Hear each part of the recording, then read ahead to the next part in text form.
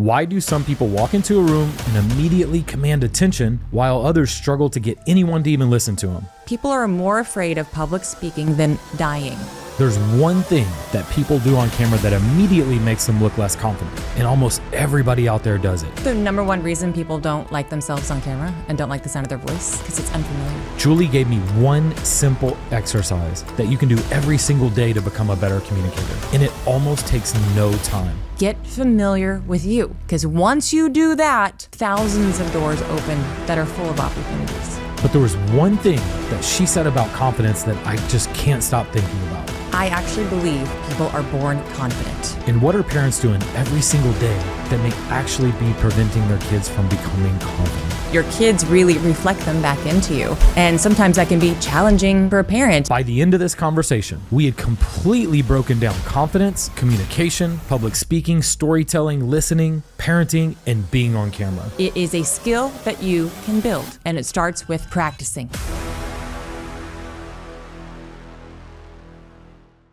So first of all, thanks for coming on. And today, I didn't just want to have another normal podcast. I wanted to pretty much put on a complete masterclass on communication and confidence and speaking on camera. So before we get into that, tell me a little bit about your story, where you came from, what got you here today. Yeah, no, I love that. And thanks for having me. Where my confidence first was built is where a lot of people ask me, how did you become so confident? And, everything I think that what our fears, the things that we think about ourselves, it all goes back to our childhood. And so I was very blessed to grow up on a farm. My father was a farmer, and listen, farm life is tough. It's hard, yeah. Yeah. Responsibility. Yeah. There is no one Work. coming to save you. Yeah. And there is no complaining. Like, I had two parents that worked 80 hours a week. So I saw what hard work looked like. And I'll tell you this, it's one thing, I never once heard them complain. Never. I love it, yeah. And it was like, this is just what you do. This is normal. It is normal to get up and work really hard and be grateful for what you have. I was like, oh, well, that's how you do life. And so when like I said, when the cows get out, no one's coming to help you get them back in. You got to figure it out. When you're working on machines or anything like that, you have to figure it out yourself. And how many brothers and sisters? I have an older brother. Okay. And I was the youngest. And I think farm life was good for me because I was a little bit of like, I just want to challenge the world. And farm life was like, okay, we're gonna knock you down a few notches, and you have to, you can really get yourself into some trouble and hurt yourself. You have to be responsible. And I'm really grateful, especially for my mother, who was like, you have choices. Here's how to make a proper decision, but ultimately you get to live with that choice. And that there's so much confidence that you build in that of like, I made that choice and I messed up, but now I know how to fix it. So failure was a normal part of the day on a farm. So it wasn't like, oh, I failed, I'm unworthy. It was like, no, you just learned what not to do. And so I attribute that to, building my confidence at a young age. Do you think that people are born confident, or do you think it's something that they learn over time? I actually believe people are born confident. Okay. And the reason is you have little ones. I do. When they want something, they are relentless to get it, aren't they? And they have no shame. I want this. I'm gonna beg. I'm gonna plead. I'm gonna lay on the floor. Dad. I'm gonna try to do a tantrum. They are the ultimate salespeople. Okay, well that didn't work, but let me lay on the floor and tantrum. Let me scream. Let me stomp my feet. Let me come with my big eyes and Daddy, please. Right? Like they are the ultimate salespeople. They have no shame. They are so confident. And then what happens is, they get to society. It's not, we don't behave that way. What you're doing is wrong. How you're acting, this is the right way. Oh, okay. So, right, we start to, which in some ways they need that. But then society tells them what they're doing wrong. Then they start the comparison with other people. So it's really outside forces. But I believe that everybody is born incredibly confident because I had two toddlers. And let me tell you, most confident kids ever. And it's society that comes in. I feel like I kind of see that in my kids. for sure. I mean, yeah, your little girl comes in and she throws that big smile, and you're like, I will give you whatever you want. And she knows it. I fight it because I know how important it is. And, early on, my son was a super late talker, and I didn't really think he was learning as much as he was. And so I gave him the iPad a lot. It was just, we were first time parents. We were both busy entrepreneurs. And since he wasn't talking, I was like, man, I can't wait till he gets a little bit older so I can teach him all this stuff that I want to teach him. And so to keep him busy, he cried a lot. We gave him the iPad, big mistake. And that won't happen ever again. But when we took it away, and he did start talking. He was saying a bunch of weird stuff from the iPad that we didn't teach him. I mean, everything was coming definitely from what he was watching on YouTube. Yeah. Super weird stuff. And once I took it away though, and put in this kind of reward system that he learns a new skill, or we worked on communication every week. And that's how he got his rewards, and that's how he improved. He immediately improved. I mean, within 2 or 3 weeks, night and day difference. And then we've been working on that ever since. And since I lacked communication so much whenever I was growing up and a fear of it, that's pretty much what we work on first and foremost before we work on anything else. So, cutting out the ums and ahs and pausing and all that stuff. He catches me, I catch him. So I was like, I'll do push-ups, or he does push-ups if I catch him. And now he's better than me on the and ah thing. He'll still catch me. It's like, Dad, you said It's like, all right, I get it. And so now we're advancing on all these other skills that we're working on. So yeah, communication is such a valuable skill, and you learn it from your parents. And so then as a parent, there's that pressure of, oh, they are watching me and learning from me. Big time. Yeah. And so then you start to see your own flaws, and that's, we can shove those down as adults and not look at them, but your kids really reflect them back into you. And sometimes that can be challenging for a parent. And here's the one thing too, is I teach is, have you ever been a parent before? No. Have you ever been a parent of a child at this age in this day and age? No, you haven't. So let's let go of the guilt and the shame. You're actively trying to do better as a parent. I believe every good parent tries. But to expect yourself to be perfect in that, because there's so many people that are like, oh, I was a bad mom, or I was a bad father. Look at me, we're all doing the best that we can. If I was raised, my mom was smoking cigarettes in the car. We couldn't actually get the seatbelts out because they were tucked away in the car. We weren't allowed to use them because we'd have to, It's about how I grew up. You know what I mean? So you're like, oh, that's how we were raised. And guess what? We're just fine. Yeah, it is what it is. I'll admit the mistake. We were first time parents. He was a really late talker. And so I just assumed that I couldn't teach him a bunch of stuff because he wasn't really communicating with me. Mm-hmm. And it was a mistake, and that won't happen with the rest of my kids and with him anymore. But you make mistakes, and you, like you said, you're raising we were first time parents in this new world of technology, and you're just doing what you can to try to make it work. Yeah. And when we talk about as they get older, like teenagers, we're getting to where we talk about your school that you're helping people with, and you're teaching them how to have these skills, these life skills. And a parent can only teach what they know. I know. That's what I tell a lot of the parents. And so again, my big thing is letting go of any guilt or shame or oh, wow, I should have done this. I should have done this. No. You're doing the best that you can. Now you're aware. Awareness is the key. Now let's start seeking out where we can have additional resources. I have 2 teenage daughters, and I know I should not be the only source of information for them. I can teach them so much, but I cannot teach them everything. So how can I guide them to learn things from other people that I trust? Because they need to teach them things that I cannot. Yeah, it's just like hiring a coach. For a soccer team, or if you want your kid to get better at soccer, you hire an outside person. Mm-hmm. Even if you're at home yelling at them, telling them to do the exact same thing, when you hear it from a third party, they're like, oh, okay, that makes sense.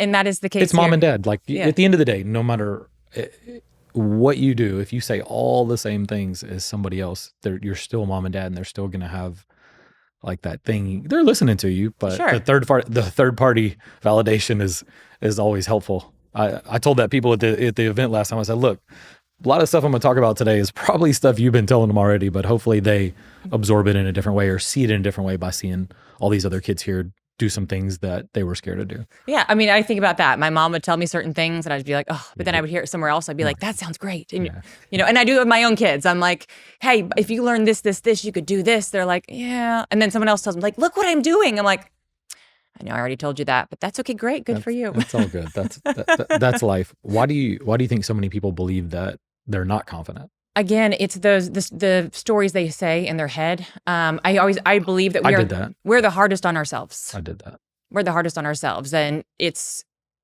where every mistake we made, why we're not good enough, the comparison of things.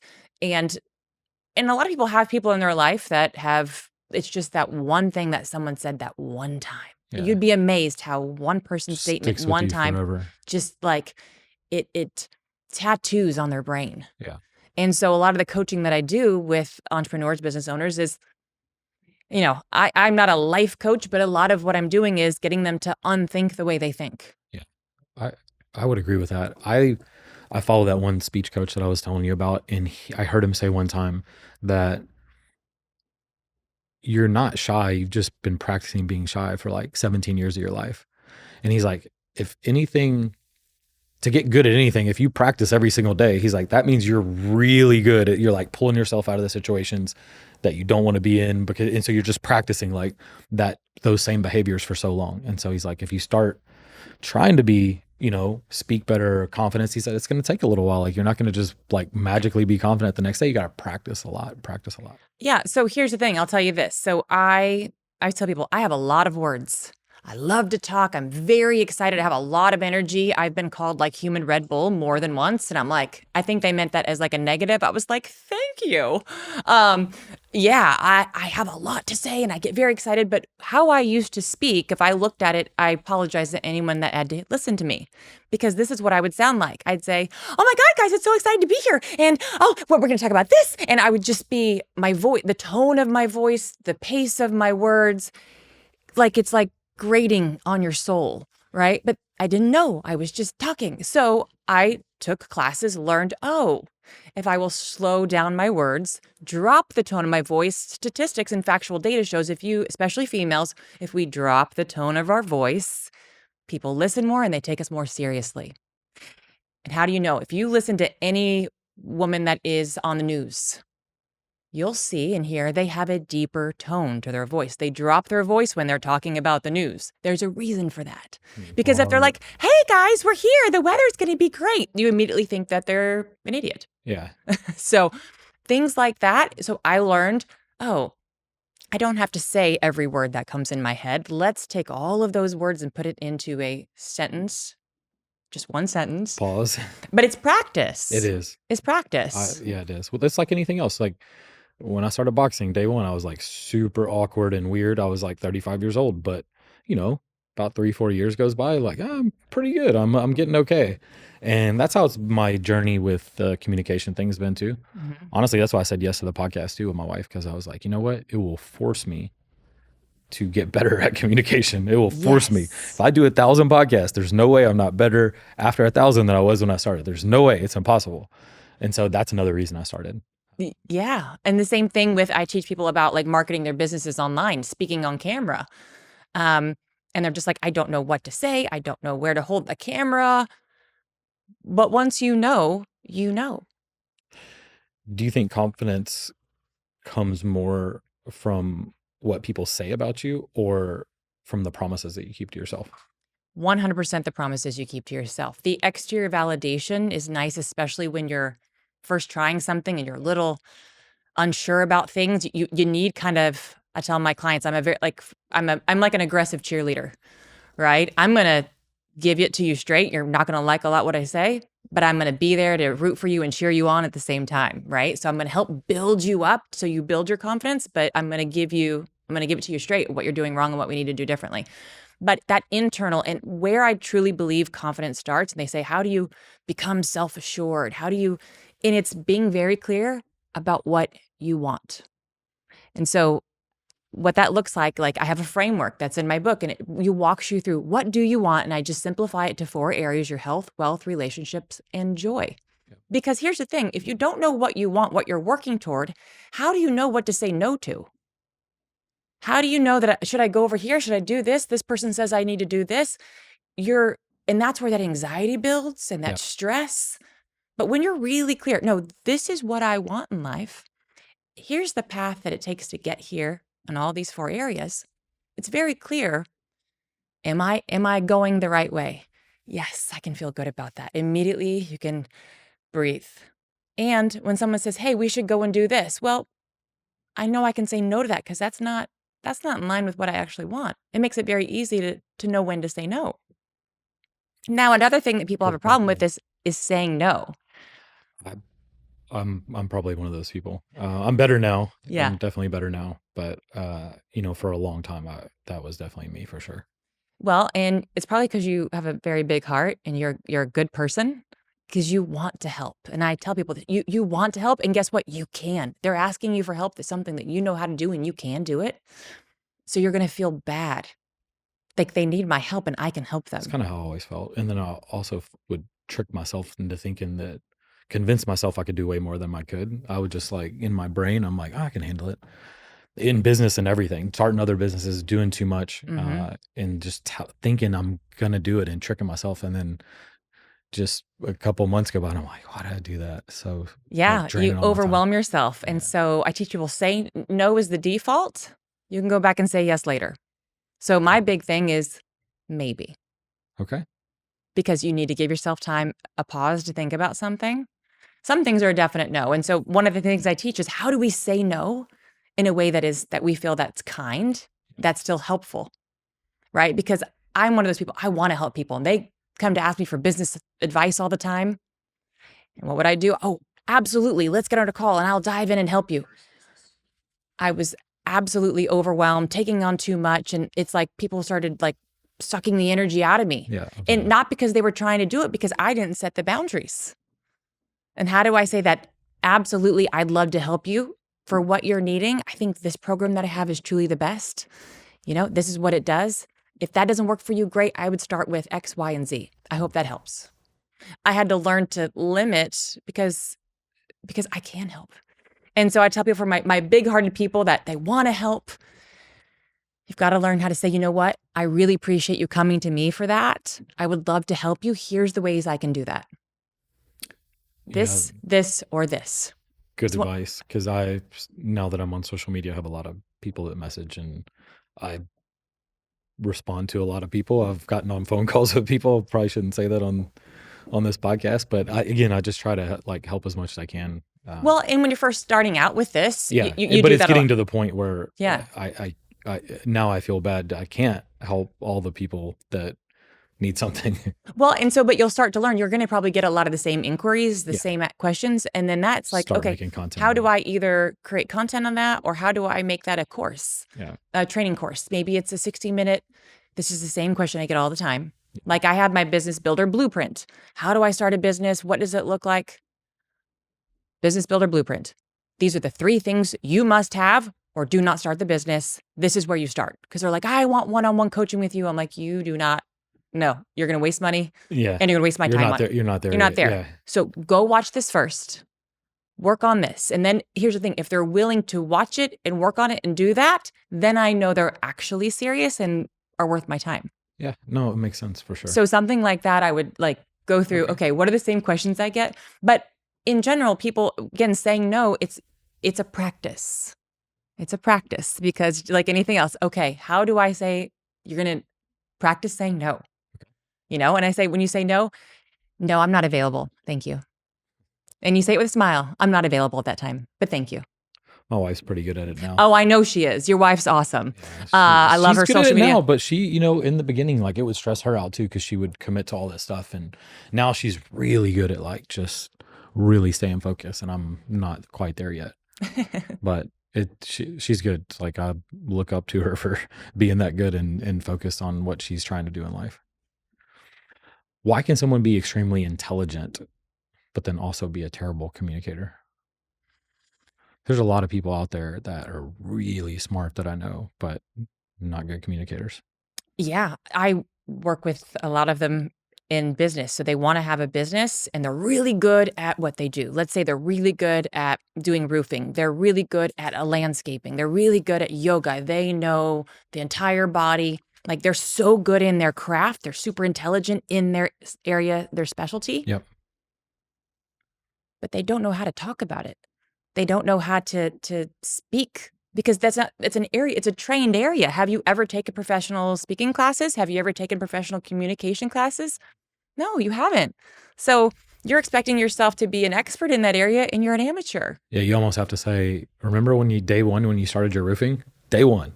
Probably didn't know anything about What's it. the difference between this shingle and this shingle? And what is underlayment? And what is flashing? And why is flashing important? And 10 years later, you're a roofing expert. Yeah, so and you're like certified in this and certified in this. And communication's the same. It's like you got to just always practice at it. Yeah, I was that person. Like I was really specialized in stuff and knew a lot of things, but never practiced communication and avoided it if I could. Well, and I'll tell you one thing. Whatever and whoever's listening, one thing that you're avoiding, that's the key to your success. So if you're avoiding something like communication, I say literally, like mentally, turn your shoulders toward whatever it is and be like, I'm going to master you. And take the classes, take the courses, and you're not going to like it and you're going to grit your teeth through it. But then guess what? You start to get better at it. And then you're like, I actually kind of like this. You don't have to love it, but it no longer controls you. Whatever you're avoiding controls you. Yes. And so it controlled me 100%. Absolutely. 100%. And now you're communicating more, and guess what? You're owning it. My life got better too. Yeah. Like just in general, just everywhere, not just my business, but everything. My wife and my kids and people I know and relationships and everything. It's awesome. I love it. Building confidence, and I teach people to build confidence in their business, but it permeates through their whole life. And I'll give you a couple examples. One of the gals that I taught, she was so proud to come to me that she was able to walk into a car lot and negotiate her own car lease. She goes, I've never done it before. I would always be scared to death. I couldn't speak up. But because she took for her business, learning how to speak confidently, she was able to do that. Another client, amazing design client, we taught how to speak about her business, how to network, what words to say. We would role play. She was able to go to an event, see a guy, have a conversation. She actually asked him out. She's like, I've never asked anyone out in my life. They're together to this day. Awesome. So it's one of those that, yes, I taught her confidence in her business, but how much better is their personal life? Yeah. Because they learn to speak up and be confident in who they are. And like for me, that's everything. Like the ultimate goal of what I'm doing, I want you to be confident in all areas. I want you to be able to speak your words and be yourself. But if I have to start doing that through your business, we'll start there. Yeah, I used to tell myself all those years, I'm like, oh, I'm just not that guy. And I'm just a behind the scenes guy in my business and good at this stuff. And so I'd always convince myself. And so just practice that for so many years. Mm-hmm. And I knew to hopefully impact traditional education in some way, shape, or form. Like I had to have some type of influence or something for this long-term goal. I couldn't just be like the business operator behind the scenes. It would be ultra hard to make that much of an impact. And so I have to get good at it. And so that's, podcasts and then just practicing and talking to people like you and learning from people and just doing it a lot of times and feeling super weird on camera at first. It's weird, but that helped a lot too. Just like doing it every single day. And you know the number one reason people don't like themselves on camera and don't like the sound of their voice? Because it's unfamiliar. Because when you hear your voice, even if it's not on camera, if you just hear recording your voice, you're like, I sound like that. Yeah, you're not familiar. So if I played a movie over here and it was Tom Cruise, and you don't have to look at it, but you just heard his voice, would you know it's him? No. Yeah, because it's familiar. And you can envision him running, right? You can envision, what he looks like because he's familiar. You just have never watched yourself like a movie and listened to yourself like a movie. When I'm talking right now, how I hear it in my head is different than when this podcast will come out, what it sounds like. But I'm so used to hearing it. And now I see myself, when I see myself in the mirror, and I was a model and worked in TV for years, what I look like in the mirror and what I look like on TV and in print, completely different to what I see in the mirror. Does that make sense? Yeah, it does. So when you become familiar with yourself, that's the first exercise I have people do. At home, no one else is going to see it. Record yourself. You're going to start recording yourself with your phone, and you're just going to talk about what you're doing. Well, today I'm going to go through my house and I'm going to do the laundry and I'm going to cook myself some steaks. Okay. And then there's three things, and you probably know this from some of the speaking coaches that you follow. It's very similar process is you're not going to watch it. You're just going to listen to yourself. Put your headphones in and listen to yourself talking. I want you to get your brain familiar with you. So you know the sound, like, is that me talking? That it's like, that's me. Whenever I first started, that was really difficult seeing, the first podcast. And, but over time, I don't even see it that way anymore. I only notice the things that I could do better. Mm-hmm.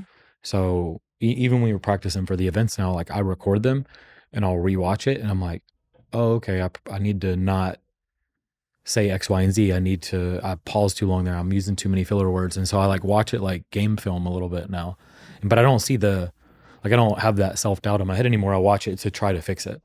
And I think where I got the most practice was early on when I first got on social media. I interviewed somebody that was doing millions of dollars per month on social media. And he gave me some advice and he was telling me, it was like, it was almost the same exercise you said, just do your Instagram stories all day long. Like he's like, just talk to the camera. Hey, this is what I'm doing. Maybe it's your real estate stuff you're doing. Maybe it's your podcast. Maybe it's this. And I just did that over and over. And I'm just like, I'm watching myself and then rewinding them and watching them. And I did that so long, like, I'm like, okay, now it doesn't bother me at all. Mm-hmm. And you also get a lot of good feedback from people, not necessarily on the way you're talking, but just a lot of people start messaging you and communicating with you. And you're like, oh, okay, when I said this, it made a lot of people reach out. And then when I said this, it made it, when I said different things, it like sparked somebody saying X, Y, and Z, and then now that we have actual product, I kind of over those years, like know how to pitch it on the stories. I'm better on stories than I am on like the reels and all the other stuff. And so now I'm focusing on like, why can't I just do what I do on my stories on my reels? And so I'm just now like this week, I'm really like making it a point to not do more scripted videos. And I was like, I just need to make it like my stories because I'm so good on there now. And even my marketing guy said that. He's like, you're so good when you just like answer questions on your stories.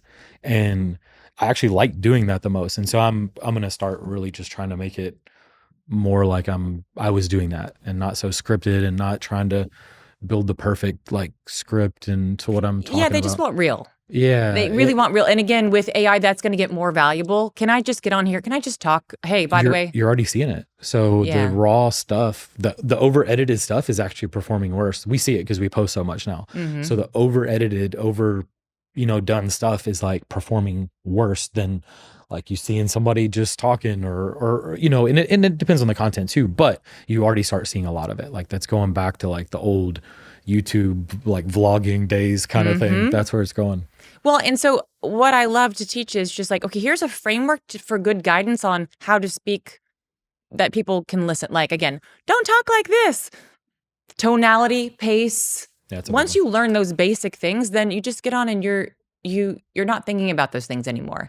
So when people first try to get started, it's, I don't know what to do, what to say, how do I start? Do I look at the camera? Do I not look at the camera? I struggle with that bad. Like all of those things, there is a framework that I teach. You just follow through this, practice it, great. And then it's like, I can tell you as an expert, be like, you're good. You got this. Follow this. And that's going to give you the confidence. Okay, I'm holding the camera in the right place. Instead of having the light behind me, I have the light on my face. Go to a window, right? Like little things that you can learn.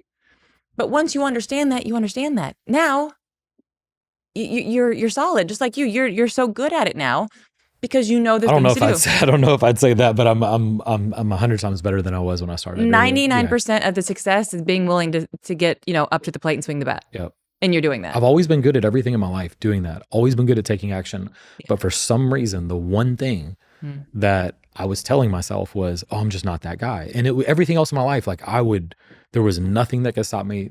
I would take action on it the next day and then I would learn as I go. And that was the only thing for so many years, probably until I was 42 years old, that I just kept telling myself, I was like, oh, I'm not like my wife. Like she's just outgoing. I'm just not. Like we're just different people. And it's not true. Exactly. And when you realize that, then you're like, what else am I telling myself that's not true? What else do I believe? And it's like this deep work exercise. What else do I believe that's just not true? And so, what things have people told me that I believe that was true? So I'll tell you this, Shawn. When I was younger, I tell people, embrace the negative things that people tell you because that's probably your superpower. Yeah. So for me, it was, Julee, you talk too much. You're too loud. You have too much, you attract too much attention. I remember being told those things, not by my parents, but by teachers, even in business. And Yeah, so I thought, so then I was like, wait a minute. Could have suppressed like an amazing skill, right? Because you're just, everybody's telling you this. And if you would have bought into it, and it would have been a bad thing. It would have but I'm like, okay. So, but here's the thing. What if it's true? What if it's true that I talk too much? What if it's true that I'm too loud? What if it's true that I attract too much attention? Where is this an asset in the world? Where's it useful? Sales, TV, marketing. I'm like, okay, well then that's the path that I'm going to, and as soon as I started down that path, it was rewarded. Yeah. It's rewarded to, I can go talk to anyone. That was rewarded. I'm going to get a little loud. Well, it's great when you want to present in front of a room. I attract a lot of attention. Great. That's marketing. Come listen to what I have to say. I have something to sell you. Right. So it's one of those things where sometimes when we think of this negative thing, you're like, yeah, sometimes I talk too much. That's part of my superpower. Right. Yeah. It's a different mind shift. And so that's part of what I help some of my clients talk about, maybe you are. So let's use that to your advantage. Yeah, so now that we have younger students and teens and young adults, whenever all the stuff they think about themselves, whenever I meet them and they're like talking to me about different things and they're telling me about their life, I already notice like 2 or 3 things that they would be good at, because they're like good at certain things that by them telling me about their life, telling me about their stories, what they're interested in, they don't see it. But I'm like, man, he'd be good at doing this, and she would be really good at doing this. But for them, they don't see any of that. They haven't got the life experience to see where they fit in the world. And I love, again, what you're doing is because they don't know where they fit. I was lost. I was that kid. It's a preventable problem. And so I feel like if you can add a lot of these things, communication definitely being like at the top of the list, you don't have to graduate and know nothing. Like you can have a lot of real world experience before you graduate. And that's kind of the whole mission. What's the biggest communication mistake that you see a lot of people make? Not communicating. Okay. It's pretty simple. Not communicating. You're hiding. Why are you hiding? And that's what we dig into. There's a reason that you're hiding. And until you confront that beast, whatever it is, big or small, and a lot of, they're not clear of, I don't know who I am, so I don't know what to say, so I'm not communicating. And we're going to help you figure that out. We're going to help you figure out, well, what do you want? What are you into? Because it's not about what I think you should do or what your parents think you should do or what society says you should do. What do you want to do? And even adults that I coach now, they never even ask themselves because they've been pre-programmed, this is who I am and this is what I do. Let's take that pressure off and nobody's expectations, not your spouse, who they think you are. What do you really want? What do you really want to do? What is something that's unique to you and maybe you think it's weird and you're even judging yourself? Let's go. There's a no judgment zone. Nothing. We're just going to write it down. Because there's power behind when it's in your mind and you take a pencil and you put it to paper. Yeah, I was never good at doing that growing up. It's part of the exercise that I teach. And I can tell you there was a girl at an event. It was a fitness summit that I spoke at. And there was a woman in there and I went through the framework and exercise. And she came up to me afterward and she was shaking. She's like, I wrote something down that I've never even told anyone, not even my husband. And she's just like, I'm like, you're going to breathe. That's good. Here's the thing. You're still safe. Like she was you could, the anxiety, you're safe. You just wrote it down.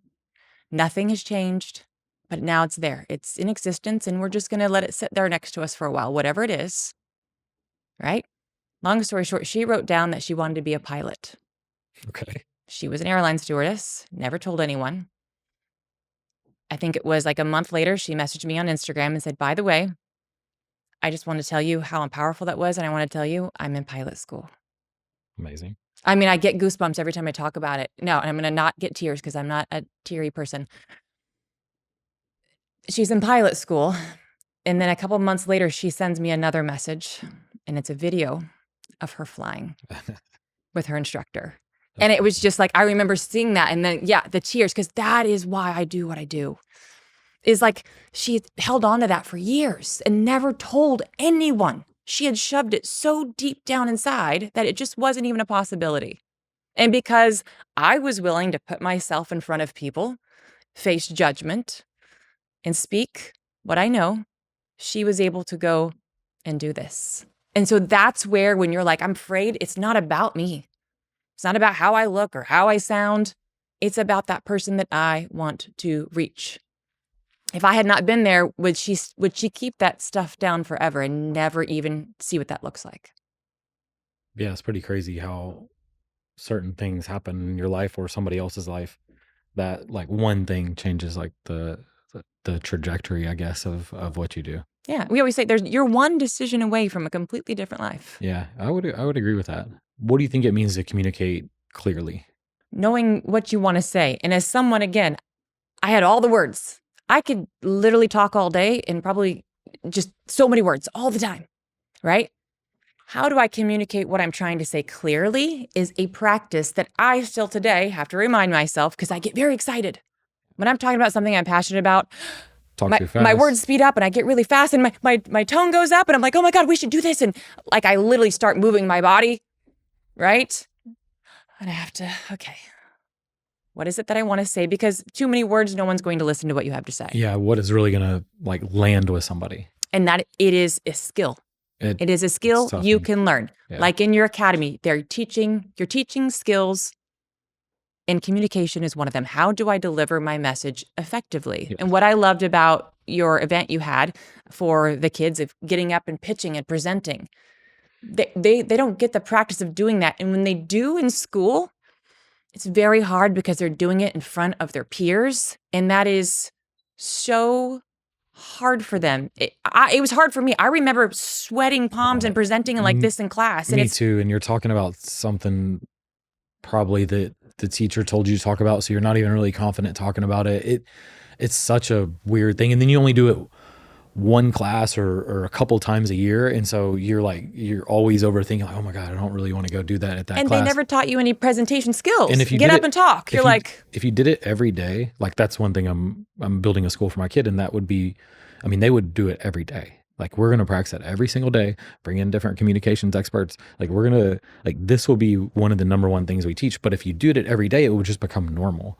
And if you do it once every 3 years, like, of course, it's going to be scary as shit. Mm-hmm. And that's what happened to me. And so I do think that school does a really poor job of like giving you, I guess, one speech class, maybe in high school. And so everybody hates it. And then you do get up and like, scared because you're talking about something that you don't know nothing about. Nobody told you how to do it. They're just like, hey, get up and talk. And you're like, what do I do? Like, I don't know. How do I say it? Exactly. And that's what the speech classes, I'll say this, is they don't teach you that, okay, let's do the first thing first.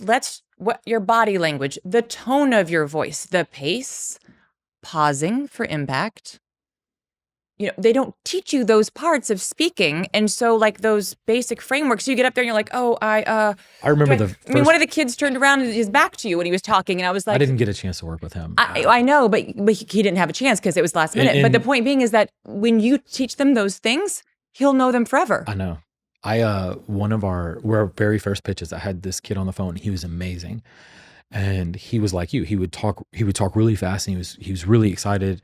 And it was like 2 days before our presentation. I'd been working to get everything ready up to that. And I was like, okay, we were on one of our final ones a couple days before. And I said, this is going to be really tough because it took me years to get rid of this.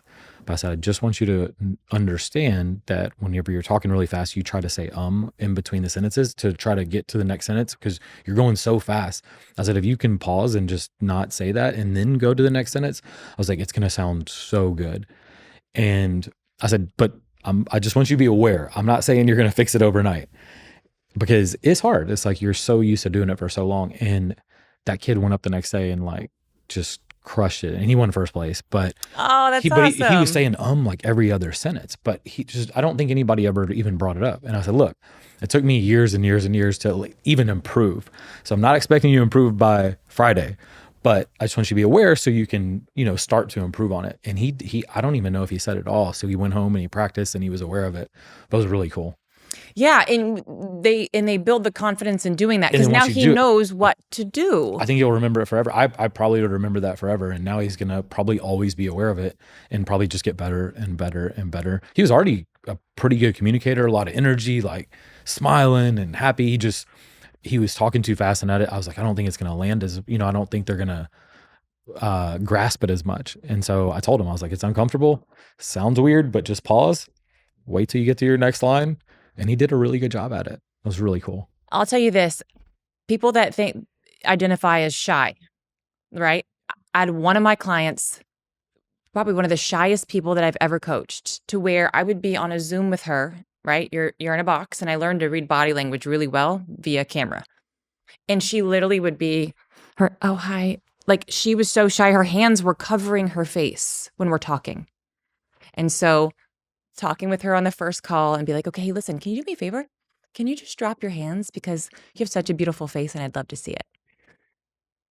I got her to drop her hands and just look into the camera. Right. I'm talking about extreme shyness. I was kind of like that. Yeah, I get where she's coming from. But just so you know, within 60 days, she wanted to build a marketing company. Okay. And so what is the process of doing that? And I'm like, how do I get her to go into a business and pitch them? This person that can't even look on the camera with her full face. Through a process. And I'm so proud of her. Got her to go to her local bookstore. Like, what's the store you love, the safest store that you go to? Got her to go into there, and we practiced the words she would say. And I said, you're going to go in there, and do you like to help people? Yes. I said, you're going to go in there to help them. That's what you want to do. You're not selling them. You're not pitching them. They need your help. Look at their social media. Look at their Facebook. They're not doing anything, but you know how to do this. Wouldn't you want someone to help you with something that you don't know how to do? And like, mentally get her. Long story short, I got her to walk into her local bookstore, ask for the owner, show them, hey, look at me. I could help you with this. Have the conversation, start working with them. And she came back. She's like, landed my first client. I did it. I got my first client. Yeah. And then we're talking extreme shyness. And so when you have that, just know if you identify as I'm shy, great. You know what? You can be shy and still go out and build a business and talk to people.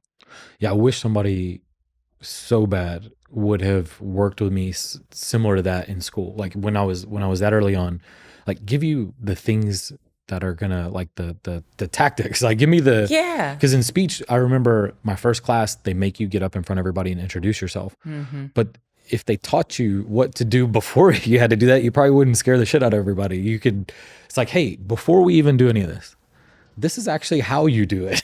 Yes. Like that would have been great if somebody would have like told me how. Then you like, oh, okay. So that's what people on the news do. And that's what, good speakers on stage do. It's like, oh, that makes sense. And they probably learned the same way, right? Yeah, exactly. Or like, hey, right now you're really nervous. If I told you to come up here, you feel nervous, you feel sweaty, right? So, we're going to talk about what that feeling actually is. And that feeling is the exact same as excitement. So I need you in your brain to say, I'm excited to do something new. And then you go into, what's the last time you did something new? What was fun? What was so fun about that? Okay, so that same thing is excitement, right? So you're nervous, yes, but your body is just excited. That's all. I want you to you're not nervous, you're excited. Yeah. Okay, like mentally. It is pretty much the same. Now, when you get excited, something's happening, your body reacts the way it feels right now because it's ready. I don't know if this is a safe thing or if I'm getting ready to fight a tiger. That is literally the, reaction your body's building up. Okay, so how do we let our body know we're good? There's no tigers. We're safe. It's actually through your breathing. And so I would go to a class and be like, we're right now going to practice calming our body and telling our body we're safe. And it's going to make you feel a lot better. And then you breathe it in, hold, and we're going to just exhale while we drop our shoulders back all the way out. And we're going to do that a couple times. And then afterwards, you absolutely feel better. And I teach people how to do that in networking. I'm standing in front of you networking and I'm scared to talk to you. There's a secret. It's so nice to meet you. I'd love to hear more about your business. Ask a question. So then they start talking and you smile. I'm breathing in. I'm breathing out. And they have no idea that I'm calming my nervous system right now. But that's exactly what you're doing. So little things like that you learn of, oh, I do it to this day. I speak at a lot of places. I do keynote speaking, but I get excited. My body gets very excited. And I'm like, right? And it can make your voice go up. It can make my voice sound tight. Okay, but how do I calm that down? And I'm like, breathe. They're like, that sounds stupid. But then you do it and you're like, oh my gosh, it works. I started, I mean, I know I did it, but at the event on Saturday, I started out a little bit fast. And then I was like, why am I doing, like, just calm down. Just the same information. But I started out talking a little bit fast. And I don't do that same breathing technique. Nobody ever showed it to me before. Yeah. But I've learned to like tell myself, okay, just like I realized I was doing it. And it's like, slow down. Same information that you've been practicing all week. It's that exact same thing. And I'm telling myself, people aren't gonna understand what I'm saying if I'm talking so fast. So it's like, slow down. Nothing crazy is gonna happen. It's all gonna be okay. Yeah. Yeah. And again, it's really focused because we get so focused on ourselves. Yes. And I had a speaking coach when I first started because I'm like, I talk a lot. I've done sales, but I've never done a keynote speaking event. So I hired a coach. It's very different. And I was nervous about it. Hold somebody's attention for that long. Right. Like that's hard. Taught me how to do the talk, how to write, what is the flow and why. I love the data behind why you do it in the way that you do. Yeah. But then I'm like, okay, I'm good. I'm feeling a little nervous, right? I'm excited. And she goes, Julie, let me ask you this. Are you nervous when you coach people? I'm like, never. I could do it in my sleep. She goes, all you're doing is coaching from stage. That was it. That one sentence changed it forever. I'm never nervous because I'm just coaching them from stage. Oh, that's easy because it's all about them, not me, not about, do I look okay? Am I presenting it right? Am I pitching it correctly? Right? It's that mentality switch of, oh, I'm here to pour in to coach you guys. Who needs me? And the one thing, actually, Tony Robbins, years ago, you watch him. I read the books and stuff. He's really big when presenting to rooms specifically. He's like, not everyone there, you're not there for everyone. Because when you speak on stage, you want to share and you want everyone could use what you have. Not everyone is going to love. You're going to have a few that bother. I overthink that too. Yes. Like I think what I still overthink the most is like in the back of my mind, I'm like, I don't feel like I'm providing enough value every time I'm talking, even on the student calls. I'm like, I feel like it's like I got to provide the most value as possible. And if like one person is not, I guess maybe engaged or like, I don't feel like they're understanding what I'm saying, it freaks me out. And I start like, okay, I'm not providing enough value. Even when the Saturday and the events I've done, I like overthink that before I go. Are they going to think it's valuable? Everybody there. That's what freaks me out now. Yeah. Still, I overthink that big time. Yeah. And so it's just a mindset shift of not everyone there is ready to absorb what I'm telling them. What I have to offer is not the right fit for everyone, even though I believe it is. Everybody's story is different. Everybody's in a different place. So might not be the right I'm going to get timing. Yeah. I'm going to get up and I'm going to speak, but I know for the few people that I am really going to resonate with, that's what I'm there for. Then there's going to be the handful that, okay, this is interesting, right? Then there's going to be some that are like, oh, it was okay, whatever. And then there's going to be some of, this was stupid. What a waste of time. If you'll say, I am okay with having the people that think it was a waste of time, the people that are apathetic, the people that I didn't resonate with, so that I can reach these few that I actually will make an impact in their lives, then I'll get up there every time. I got to practice that. Yeah, I'm not, does that make sense? No, it does. And it was actually Tony Robbins that I learned that from on some random video. I was like, because I'm like, same thing. Oh, I wasn't able to reach them. And yeah, that's how I worry about that so much. And Tyler, me and him are communicating before up to the thing, and we're working on the material and stuff. Mm-hmm. And I'm like, man, I don't know if this is enough value. Like that's what I kept saying. He's like, Shawn, it's good, I promise. And he's like, the last one, it's almost like we tried to give too much value to everyone. And so he's like, I don't think it landed the way that it should have is if we include all this other stuff. And yeah. So and that's when your events too is, I used to say, I'm going to pour so much in. I did that for the first, the second one for sure. I was like trying to do, I probably like over communicated too many things and made it not land with as many people as it probably should have. Yeah. And that was one thing that I have to learn. And I still do this day is it's like, say less. How can I say the same thing in the least amount of words? How can I make it simple as possible? Right. Simplest is like, go back, make it more simple, go back, make it more simple. To where you're like, this is too simple. That's how I feel. And then, but it's probably the right way to do it. Yeah. Yeah. Well, and so I'll say this, my daughter actually had the pleasure and opportunity to pitch at one of your events. She did amazing, by the way. And it was a little bit last minute. And she was a little bit of like, what do I do? A little bit more than last minute. It was like a last hour. But it was the same thing. And if you saw what she did, amazing. It was simple. It was less words. It was getting up. You have 15 seconds for your initial opening statement.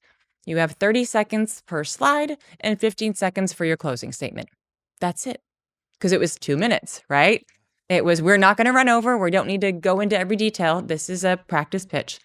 And you're going to say this, into this, into this. And it was very powerful. I thought so too. And me being a speaking coach, you know what I didn't even know? Because at that point, I was just there as her mom, right? She didn't even deliver her last line. And I didn't even notice. Because I said, you delivered it with so much confidence that no one even knows you screwed up. Yeah, it was great.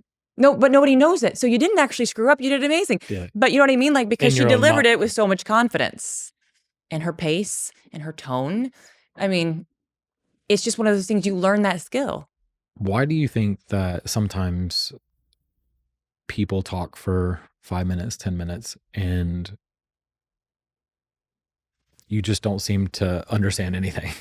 So if somebody's talking, and it just doesn't land like it should, what do you think that they're doing in that situation?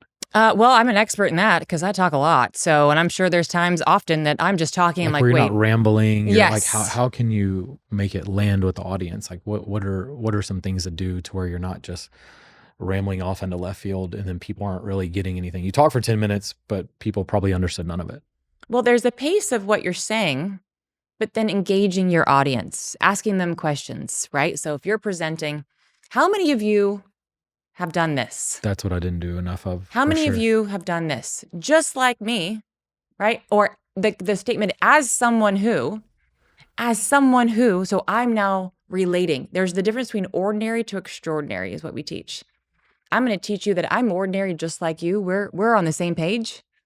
But I'm also extraordinary because I have this solution for something that is a problem that you have too, right? And so it's that ordinary, as someone who struggled with communication, as someone who wants to show a different path for my children, other than you must go straight to college, and I struggled with what to do in these areas, I know what it feels like. That's why I created XYZ to help you. So you don't have to go through the same thing that I did. Right? And then you're talking about it. And then does this sound, and then you're going back and engaging with the audience. And what's really great is we want to be storytellers when we're talking. Tell the story that relates to the point you're trying to make. Never tell a story without making a point. And never try to make a point or this is why you should do this without adding a story to it, because we remember stories. That's what I needed to get better on, because in my Instagram stories, I was good at telling stories. And then when I would post content, it was like scripted, but there's no stories. There's no like relatable stuff. And then, the stuff that I have started working on and actually telling a story, because I just wasn't good at that either. Just same thing, but I'm learning that that's how people connect with somebody, and that's how they relate to something. And it's like, oh, that happened to me too. And I felt that way too. And I was good throughout the day. Just when I came to like I guess in my head, like, scripted information or whatever, I wasn't telling any stories. And yeah. Well, here's the thing. Big difference. You don't know what you don't know. I know. Learning. You learn it. And so show kindness to yourself through the process. And so now you're going to be like, tell those stories, the silliest stories, the ones that you think nobody's going to relate to this. Tell the stories where you screwed up. Boy, you know what? Yeah. This one time I messed up so bad. Like mine is just like, I got fired on my very first day trying to sell real estate. Right? How many people are out there in real estate? Yeah. You go to the open house. I thought I was, and then you go into the story. Yeah. And then what is the lesson behind that? How does that lead into what I'm trying to get them to understand? Yeah, the point that I'm trying to make. Yeah. And so, but that self-deprecation, and you're my age, we've had a lot of battle scars and a lot of stories we can tell. A ton. And so there's an exercise that I do is 100 stories, and you just brain dump 100 stories out from, you can go through your phone, you can go through photos, go through high school pictures, and you're just dumping. You're not judging this. You're just dumping them all out. And then how can I go through those stories afterwards, and how do they relate to something I'm trying to teach? Yeah. And it's really powerful. Yeah, now that I really think about it, my wife is just amazing at doing that Mm-hmm. and then making a point, but like tying it to a story. She's just always been good at it. But that's why a lot of people relate to her so much and they like her. All these women that follow her and buy from her, and the cult that she built is it's all just because she's super normal and doesn't it's not all proper and polished, and she's a makeup artist that gets on screen with no makeup every day and Yeah. like And women want to see that. yeah, she's definitely not a fixed up anything. Like every once in a while she'll get fixed up, but she just goes and tells them I woke up and I'm, bags under my eyes and I'm looking crazy, and like just everybody relates to her. Yeah. So here's the thing. And I'm a female. Who would I want to follow? The Instagram person that's always perfect and made up, because I know that's not real. Yeah. And here's the thing. I don't relate because that's not me. Whereas your wife and what she's doing, she gets up with her kids and her hair's in a bun and no makeup. I'm Yeah. like, yeah, I look the exact same right now and I'm in here, but I'm also a businesswoman making things happen. Like I can relate so much more to that person. Yeah. And we talk about things that have nothing to do with your business, because they want to see I the real know. you. And you do a really good job of that, Shawn. Because, and again, here's the thing. I'm a mom. So yes, I love you for business and all the things that you do. I love hearing all about that. And I'm a real estate investor. You do really good on that. But the ones that I stop and watch the whole thing for sure Yes. is your cuties, Yeah. right? Because it makes you real. Yeah. Here is out there, okay, business, all these things, but I relate. Like I want to see another, husband and dad out there just doing life. And it's some people, like you said before, you were really private about those things. Yeah. And I am that person. I'm very private about my personal life. You won't see. They always say my husband is a ghost. I'm like, he likes it that way. So like it's out of respect for him that I don't. Now, and my kids, I'm like, I want them to have, like, they're older when I started doing social media. And then they're teenagers. I'm like, okay, we're not going to have you on there because I just want to protect you a little bit. Now that they're older and they're on social media, okay, now if you want to be in mine, but I just was always protective that way. But in the world of social media, everything's on there now. So yeah, I want to give them the skills that, whether they're on camera or not, or they want to be or not, like they're going to have those skills to deal with all that stuff. So I don't mind putting them on there. Um, again, like that's my life, and I like talking about those things. I like talking about stuff I'm learning in parenting, like talking about real estate, I like talking about businesses, and they're a huge part of my life now. And I've dedicated a lot of my life to not doing so much business and not doing so much real estate and trying to teach them. And so I put it out there. No, I think it's great. If I had little ones, I would as well. It's just that by the time I started coming on, it was like, okay, you're already teenagers and you're already very, unsure about yourself. Let's not have this moment put you on the internet, so. Why do you think so many people are so terrified of public speaking? Because I was like this. You almost would rather die. Like dying feels like I would probably rather die than go on stage in front of 100 people and try to give a talk. Like in my head, like it almost was a better thing. And I think a lot of people feel that way. I've heard them tell me that. Statistically, you are 100% correct. Listen to me. People are more afraid of public speaking than dying. Than death, which is insane because I don't want to die. I know. They're more than being afraid of spiders or heights, anything. Is it the feeling, I guess? It's the judgment. Yeah. Of being judged. That is the number one fear, being judged. What if they're going to say this about me? What are they going to think about me? Or Yes. What if? Absolutely. Yeah. What they're going to do this. I'm going to screw up. What if I fall down? And so I literally have an exercise that helps walk. It's literally a decision. It starts off, what if I did? And this is something you can do at home. I'm so afraid to get on stage. Okay, why? What if I did? And then what? Go speak on stage. What are the pros? What are the cons? Well, okay, let's do the cons first, because that's where our brain immediately goes first. People could laugh at me. What if I could trip and fall? I might stutter over my words. I might feel embarrassed and my face turns red. Like, what are all those things? Write them down. Write them, not on a computer, write with a pen on a paper. Once you get all that out, all the fears, okay, great. Now we're going to set that aside. Now, what would be the pros of getting on that stage? Well, I could help more people. They could learn about how I could help them. I could sell my product. I could make more money. I would be able to hire an assistant if I at least got 50 people to buy. I would have my first talk under my belt and hopefully survive and be able to do it again. Like, okay, all these things. Change somebody's life like you did. Yeah, change somebody's person, life. the whole crowd. Right? I would live out my purpose. Like you just all the pros. Okay, you can just leave those there. Then we're gonna go back over to the cons. And next to that is the solutions. Okay, I might trip and fall. Okay. Is it 100% true that you are going to trip and fall? Well, no. Okay. So what can we do to prevent that? Well, maybe I don't wear heels and I make sure my pants aren't too long so I don't trip over them. Maybe before the event, I go walk up to the stage and I practice walking it so I know where the steps are. Super familiar with. Okay. So, okay, check. Do you think we can do that? So that's no longer an issue. And you literally go through. Okay. You're prepared. You prepare. Yeah. So you go through and you essentially prove yourself wrong, which can be hard because no one likes to be wrong, but that's what you're doing. And so you go through that exercise and you will be surprised when you do that. You're like, oh. And one of the biggest questions, is this 100% true? Okay, well, what if I stutter over my words? Okay. Can I keep talking? Have I ever stuttered before? Yeah. Was I able to keep talking and people understood me? Yeah. And I will tell you, when we were watching some people talk and people are worried about stuttering, and they go up, I said, look at the speakers. The best speakers repeat their words. They might stutter. They might say the wrong word and then have to start.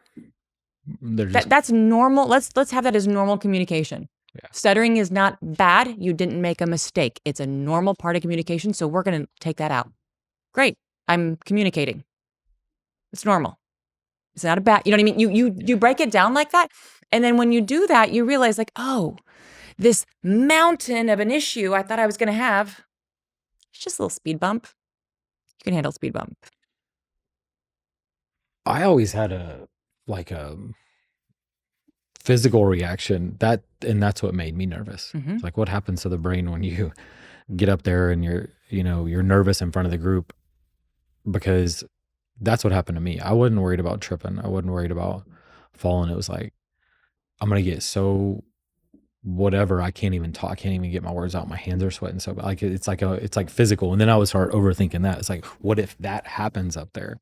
And so then it just made it worse and worse and worse. Cause I started getting panic attacks when I was super young. Yeah. No trauma, no nothing. Just like, I don't know. I was like 12 or 13. It was really weird. And so then I'm like, well, what happens if I get so nervous that happens up there? And then that's what would like keep me from always wanting to, I guess, be better at communication. Well, and in presenting specifically, that's where the two things come in handy is focusing on who am I trying to help in that room, take the focus off you. I am teaching someone from stage, mentally, I am coaching them, I'm teaching them from stage.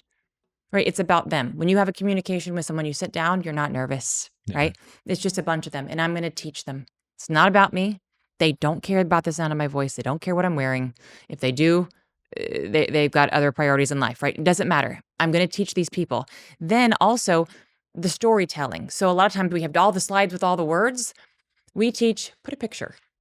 Yeah. So one of the presentations I do, it's about me getting fired on the first day. I was showing people real estate because I was so terrible. And it's a picture of a girl on a step like this with like a box, like she just got kicked out of her office. And that's the picture. So there's no words to memorize. The next slide, that picture comes up. And I can say whatever words I want. Yeah, it's easy to tell the story. This was me getting fired. Anybody else here been fired before? Yeah. Yeah, that's a good idea. It's just a picture. And then there's no words to memorize. There's no like, okay, I have to follow this. And so when the story part, tell your story because it's just your words. And it all comes out a little bit different each time because it comes that's out, how you tell stories anyway. Exactly. Yeah. And it comes out very natural because I'm not trying to, but I know the story because it's playing in my brain. Right? And no one knows if I added a part of the story or I took out a part of the story because it's my story. And so then the next slide would be the words. Here's why, here's what you learned from that, and here's why, and here's the factual data. Making the point after the story. Yeah. And so that's one way we teach presentations because when you're in story mode, you get freedom. Yeah, it makes you more comfortable too because it's something that really happened to you and you're not rehearsing something that was memorized because it's like really happened. So you're like, man, I remember whenever this happened and it was 10 years ago and it was terrible. And so, yeah I can see where that make you more comfortable just like if you mix that in with like a PowerPoint presentation or whatever presentation you're trying to make. Well, and people process photos, I think 6,000 times faster than words anyway. Yeah. And so like for you in your story, you could put a picture of you when you were younger. Yeah. That is your emotion, like it connects with you. And you're like, guys, this was me. And when you went into your story about when I was this age and I did this is what I struggled with. And it's just a photo of you. And anytime you just look at it, because you're going to know that story. Yeah. And then the next slide is here's the points we want to make for that. So anyway, that's what I teach people to do as far as like when you're speaking and you're like, what are my words? When you're telling your own stories, your words are natural.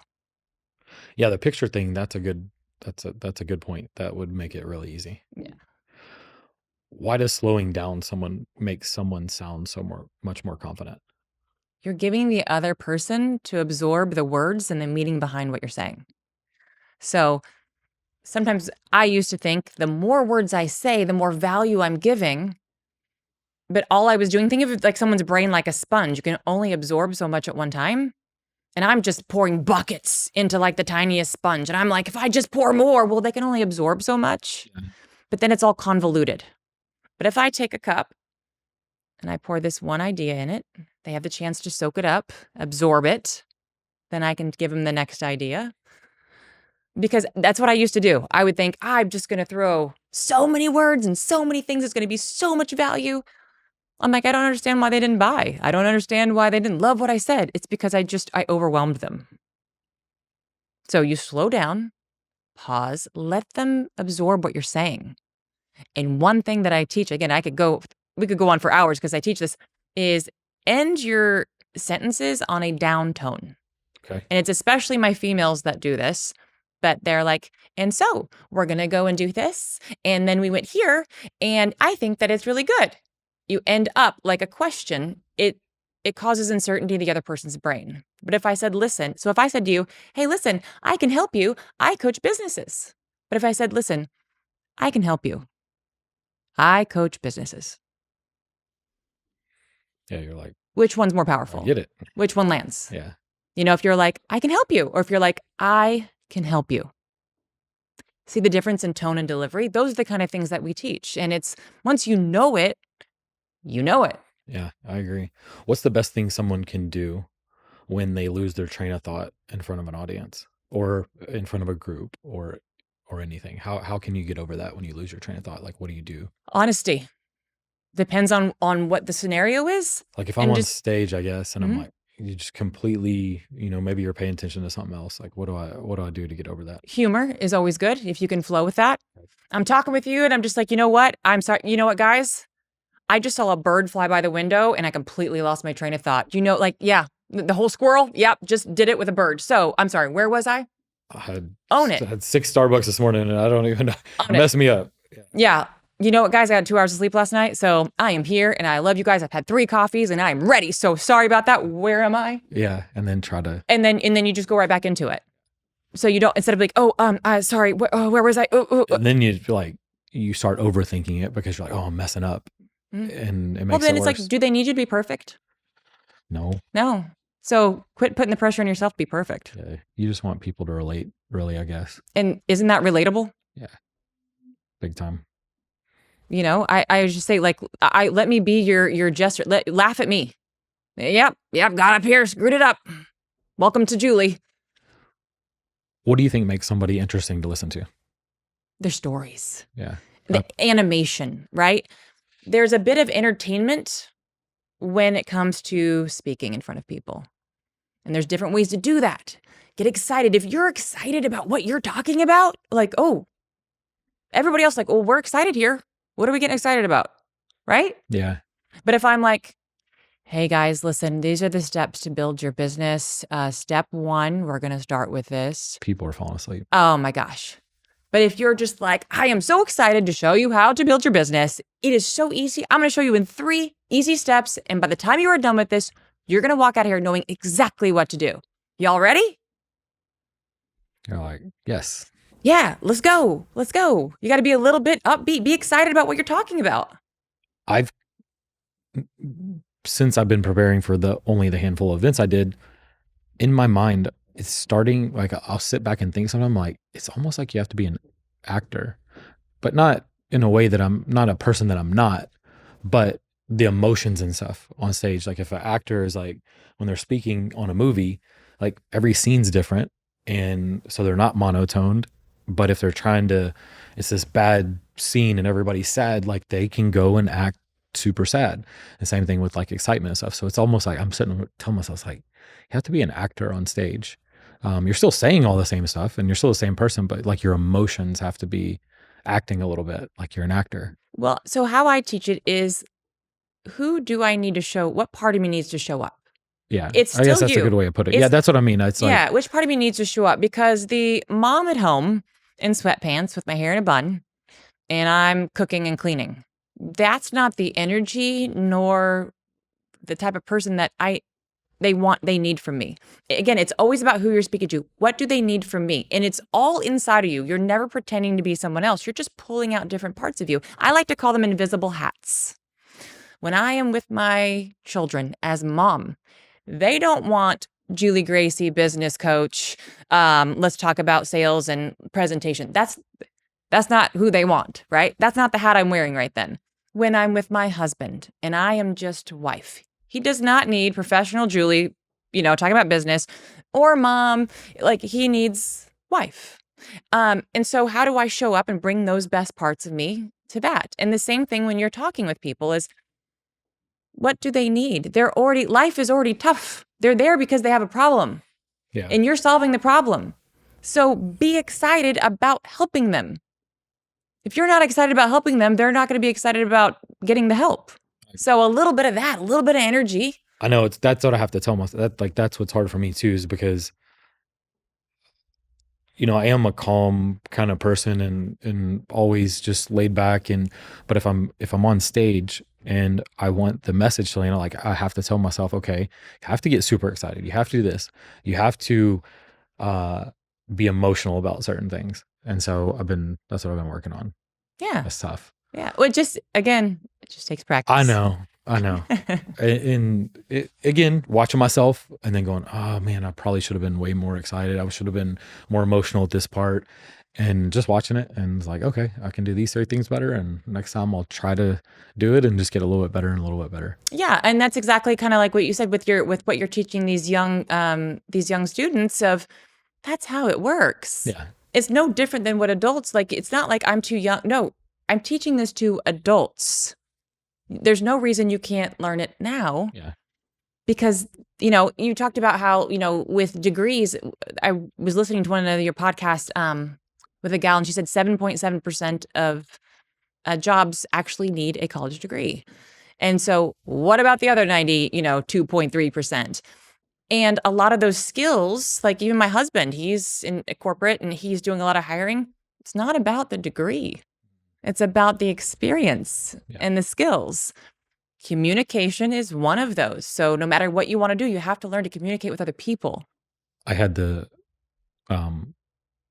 Jim Keys on last week, and he was the former CEO of 7-Eleven and Blockbuster and stuff. And he told me a story when he got out of college. He came to Houston because he had an interview at Gulf Oil. He's like, I didn't know anything about oil. And I convinced them to hire me solely off just my communication with the guy. He's like, why are you even applying for this job? And he said, I convinced him that like I was the person for this job and I was going to figure it out. And I sold him. And then he, of course, kept using that communication, and he's CEO and, president, then CEO. But he literally said, I was able to convince people of stuff and sell them on and communicate really effectively. I believe that sales skills are the number one skill to learn. I do too. I tell when parents ask me what their kids should be doing, I'm like, honestly, tell them to start a service business, because if they're 16, they will learn all the skills you need in life from doing that service business. You have to go get rejected by a bunch of people. You have to talk to people. You have to figure out what is going to land with them. Like, you have to figure out how much stuff costs. Manage people if you do hire somebody, and you have to be able to lead a team if you get to that point. But those skills that you get will like serve them, later in life. Whatever they do, it's all the same. And the number one is sales and communication for sure. Absolutely. So my oldest daughter, when she was, I believe, a sophomore, might have been in high school, she's like, "Oh, wow, I'd really love to have my own clothing store." Okay, well, instead of spending $500 to $1,000 a month on maybe gymnastics, I said, "Okay, I'm going to spend that much on having her learn to build her own business." Great, let's do. Well, what do you need? Well, we'll go ahead and put you as a DBA under my business, right? But okay, you need to have a store to sell. What does that look like? Well, that's a Shopify store. Okay, well, you need to market. Where do you do that? Social media. This is how you create social media accounts. This is how you market. Okay, this is how you get a wholesale license. She went through all of this while she was 15, Yeah, 16. amazing. Yeah. And so it's not that I was like, oh, she's going to have like this huge store one day, but let them, the things that she learned, but like you said, pricing, wholesale, but what are the comparisons? What are other people selling a similar sweater for? What should I price mine at? Customer service, the emails, marketing. How do I talk about it? Following up and Following up. Okay, now I got an order. What does that mean? Okay, the money comes in and I got to package this and I got to print the label to ship it and I got to take it to the post office. There's so much she learned just for the few years that she did that. And then she was like, I'm getting ready to go to college. I'm like, great, we can shut this down. But you know what I mean? Like those are the kind of skills you want to teach them. She learned so much from that, skills that now serve her today and all the things she's doing. Always, no matter what you end up doing. Yeah. Why do you think people are so uncomfortable with being on camera? It's the camera thing. It's the camera. It's the camera. So I did it. You're talking to your friend, everybody can talk a lot. We're talking at dinner, you're talking a lot. And then when they turn on the camera, it's like you're staring into a black hole and like you lose your train of thought immediately. And yes. And most people are like that don't talk on camera. And I don't know what it is. Like, why do you think that is? Because you're staring at, I'm like this camera here. I'm staring at a piece of hardware. I'm not staring at a human face. My brain does not recognize another human. I just see this camera. It's looking at me. It's very in your face. Sense. One of the tricks that I teach in my academy for Confidence on Camera Academy is print out a picture of your best friend. Print a picture of their face. It's a true story. And put it on. Cut it out. Put it behind the camera. And what you're going to say is you're not going to look in the camera. You're going to look at them and you're going to say their name. So my best friend, her name's Nell. So if I was looking at this camera, I'd be like, hey, Nell, I want to tell you about this. What it does in your brain. I'm staring at a face. My brain recognizes a face that's familiar. Immediately, I'm relaxed. And I say the words Nell, my brain knows, oh, you're talking to your best friend. There's no need to be nervous. So I'm just going to talk to her and I'm going to have more inflection in my tone. Because when you talk to your friends, you're like, what's up? How you doing? Oh my gosh, did you hear about this? Hear all the tonality? You're going to naturally have more inflection and tonality and speak more natural because I'm talking to my bestie. Yeah. Right? And I know it seems like a simple trick, but it works. I struggle with that a lot. And for a new business we launched, my business partner is a doctor. He's a good friend of mine. And he is so good at talking to his patients and so good at communication and so good at explaining stuff. But when we turn on the camera and try to have him shoot videos, he's still to the point where it's just like mind is completely blank, zero. Like, I mean, he's a good talk. He's good at talking. He's good at communicating with his patients, like extremely good. But when you turn on the camera and we try to put that on camera recently, not good. And he's got, I need some tricks to give him to help him get there a little bit faster because he doesn't have the time to practice. He's seeing patients all day. Yeah. Okay. I've worked with these guys. Okay. And I'm going to give you an example of a solar company. It's the same thing. When they would try to record an agency, someone I knew that had an marketing agency in California, I knew him and he just was like, hey, by the way, I have this client. I'm afraid I'm going to lose him because his videos aren't doing well because I can't get him to talk on camera. Like it's so flat. So I got to look at him. Problem was, number one, they had him sitting down. If you immediately want to add energy, stand up. What happens when you stand up? Your shoulders go back. Your chest fills with more air. You can move. You're more natural. Immediately to add more energy, stand up. Okay. And then the other thing, I was watching him and I said, let's jump on a call. Put him on a call. his videos, he'd be like, okay, sitting like this, and be like, okay, so the best thing that you can do with solar panels is to do this, and this is why. And you're like, no one will ever watch that. It's boring. So when he got on the call, he was walking up to a job on his phone, walking. The trees, there was movement in the background. He was moving, he was talking. And I was like, that's exactly what you're doing. Do not sit at the table anymore. The energy coming off of this camera right now. And I'm like, now you're going to get up on a roof safely. I want you to do your videos from the roof. I want you to do them from the actual field. No more sitting in an office. And that was part of it, is like talking, movement. Get them talking about something, but get them to move their body. Yeah. And that was a huge thing, and the views went off the charts. People, if you watch my stories, people probably think I'm crazy because I'm walking around the whole time, but that's how I can't sit there and like just talk to the phone like this. But I'm like walking around my house. I'm like, moving my hands and like talking, and that makes me, I just have more energy, number one. And I can just think about like everything comes to my mind. And I don't know. I'm also not one of those people that can, when I first wake up, like I have to start doing something. Like I can't just like sit there and not do anything. And so I'm better like moving around and not just like talking to a camera. Well, it makes the video more dynamic. And, we talk about dynamic of just like, I'm going to sit and talk and the background is static. When the background's moving, think about it. We're so distracted all the time. And I'm scrolling. How are you going to get me to stop? Because it's again and again and again. And then I see you and you're just, oh my gosh, have you seen this on this roof? Oh my God, he's standing on a roof. Is he okay? Yeah. And there's movement going on. And the guys are banging on the roof. And like my roofing client that I took from zero, very beginning business, from 0 to 1.7 million, her first year in business. I was like, get on that roof and start recording. And to this day, she's up there, look at these shingles. And I'm just always like, she's just standing on a roof talking to a phone. Are you safe? Yeah.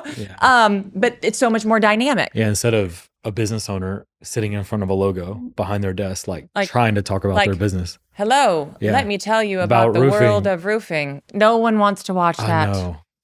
Entertain me. Show me where, what, my guys were supposed to do this. She just did one. My guys, thank God the homeowner actually called it out because we missed this. Like she owned it. We missed this. And the homeowner told us, we are so grateful. We love partnering. We ripped all of this up. We're going to redo this. You know what? Sometimes you make mistakes, but it's how you, it was the best video. She's so good now because she knows what to do. Hey everyone, real quick. I just want to let you know this podcast is 100% independent. No ads, no sponsors, just real. If you're finding value in whatever we're doing here, the biggest help that you can give us is hitting subscribe and sharing this with someone who you think needs to hear it or someone that it will provide value to. That's how we continue to grow. And if you did that, I would really appreciate it. I know we talked about this a little bit earlier, was why do people hate so much watching themselves or listening to themselves back on camera? Yeah, because you're just unfamiliar. You can fix that by just, again, listening. Like I said, go through your house, record yourself, listen to your voice, get really familiar with the sound of your own voice. And that's how I learned, like, wow, I sound terrible. Let me fix this, because I was just like, okay, whoa, okay, we're going to slow that down. We're going to drop our tone, right? But not in a judgment way of like, okay, how can I make this better? Just like you do. And then you're going to turn the volume off and you're just going to watch yourself. I talk with my hands a lot, but I learned how to talk with my hands properly. Elbows bent, this is the space. But I used to talk like this all the time, and I would just be like look insane, right? Because I'm excited. Okay, so now I watch myself. Okay, Julie, calm down the hands. We're gonna go here. And even now, when I'll do some of my group coaching calls, I'll watch them back and I'll be like, okay, we're gonna have 1 cup of coffee, not 2, before we get on camera with our clients. Because one client, I was moving and I was excited because I was teaching them something and they were loving it and they were really getting impacted. I was like, this is great. And I was like, okay.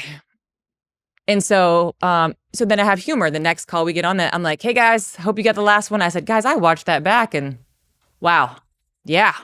So just so you know, I've only had 1 cup of coffee this morning, not 2. So hopefully, but you just have humor and grace with yourself. That was my next question, is like when somebody watches herself on camera, like what should they be looking for, or listening to herself, what should they be looking for? You cannot grow at the same time you judge yourself. You have to really remember that before you watch it back.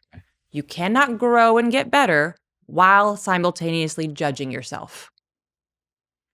So it's a practice. I'm not going to judge myself. All I'm going to do is with the framework that Julee teaches, my tonality, my pausing, my body movements, my eye contact to the camera. Yeah, not what I'm saying, just all those things. I'm watching for those because I can't help myself get better if I'm also judging myself, and that's really hard. But sometimes that's why it's good to have a coach that goes through. So you're like, I don't want to watch it back. I'm just going to send it to you, and then you tell me what I did. Great. And if that's where it starts, because it's really painful, then that's why you have a coach. And say, okay, I'm going to watch it back. I'm going to give you notes on what to do differently next time. You don't even have to watch it. And if that's where it needs to start, then wherever they are, that's where we start. I think a lot of people, I did have a mental block of hiring a coach for actually speaking, because I just never associated it with that. I was always, but I realized one day, I'm like, I hired a coach to get better at boxing. I hired a coach to get better at XYZ. Like my whole life, I'm like hiring a coach to get better at everything, other things, but not speaking.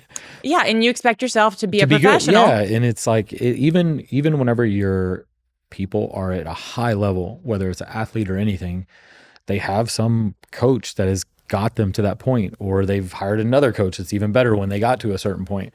And then even when they're at the very, very top of their entire game, they still have a coach that's like getting them better and better and better. Everyone that you look up to has had a coach and mentor. Everyone, every athlete, not just one, and not just to learn the joke was always, imagine being Tom Brady's quarterback coach. What do? It was always the joke.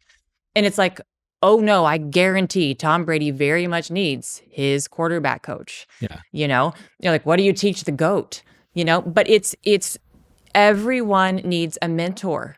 And here's the thing, if you don't have one, if they say there's no shortcut in life, yes, there is. Yeah, it's called a mentor. And so any area you want to grow, I'm a coach.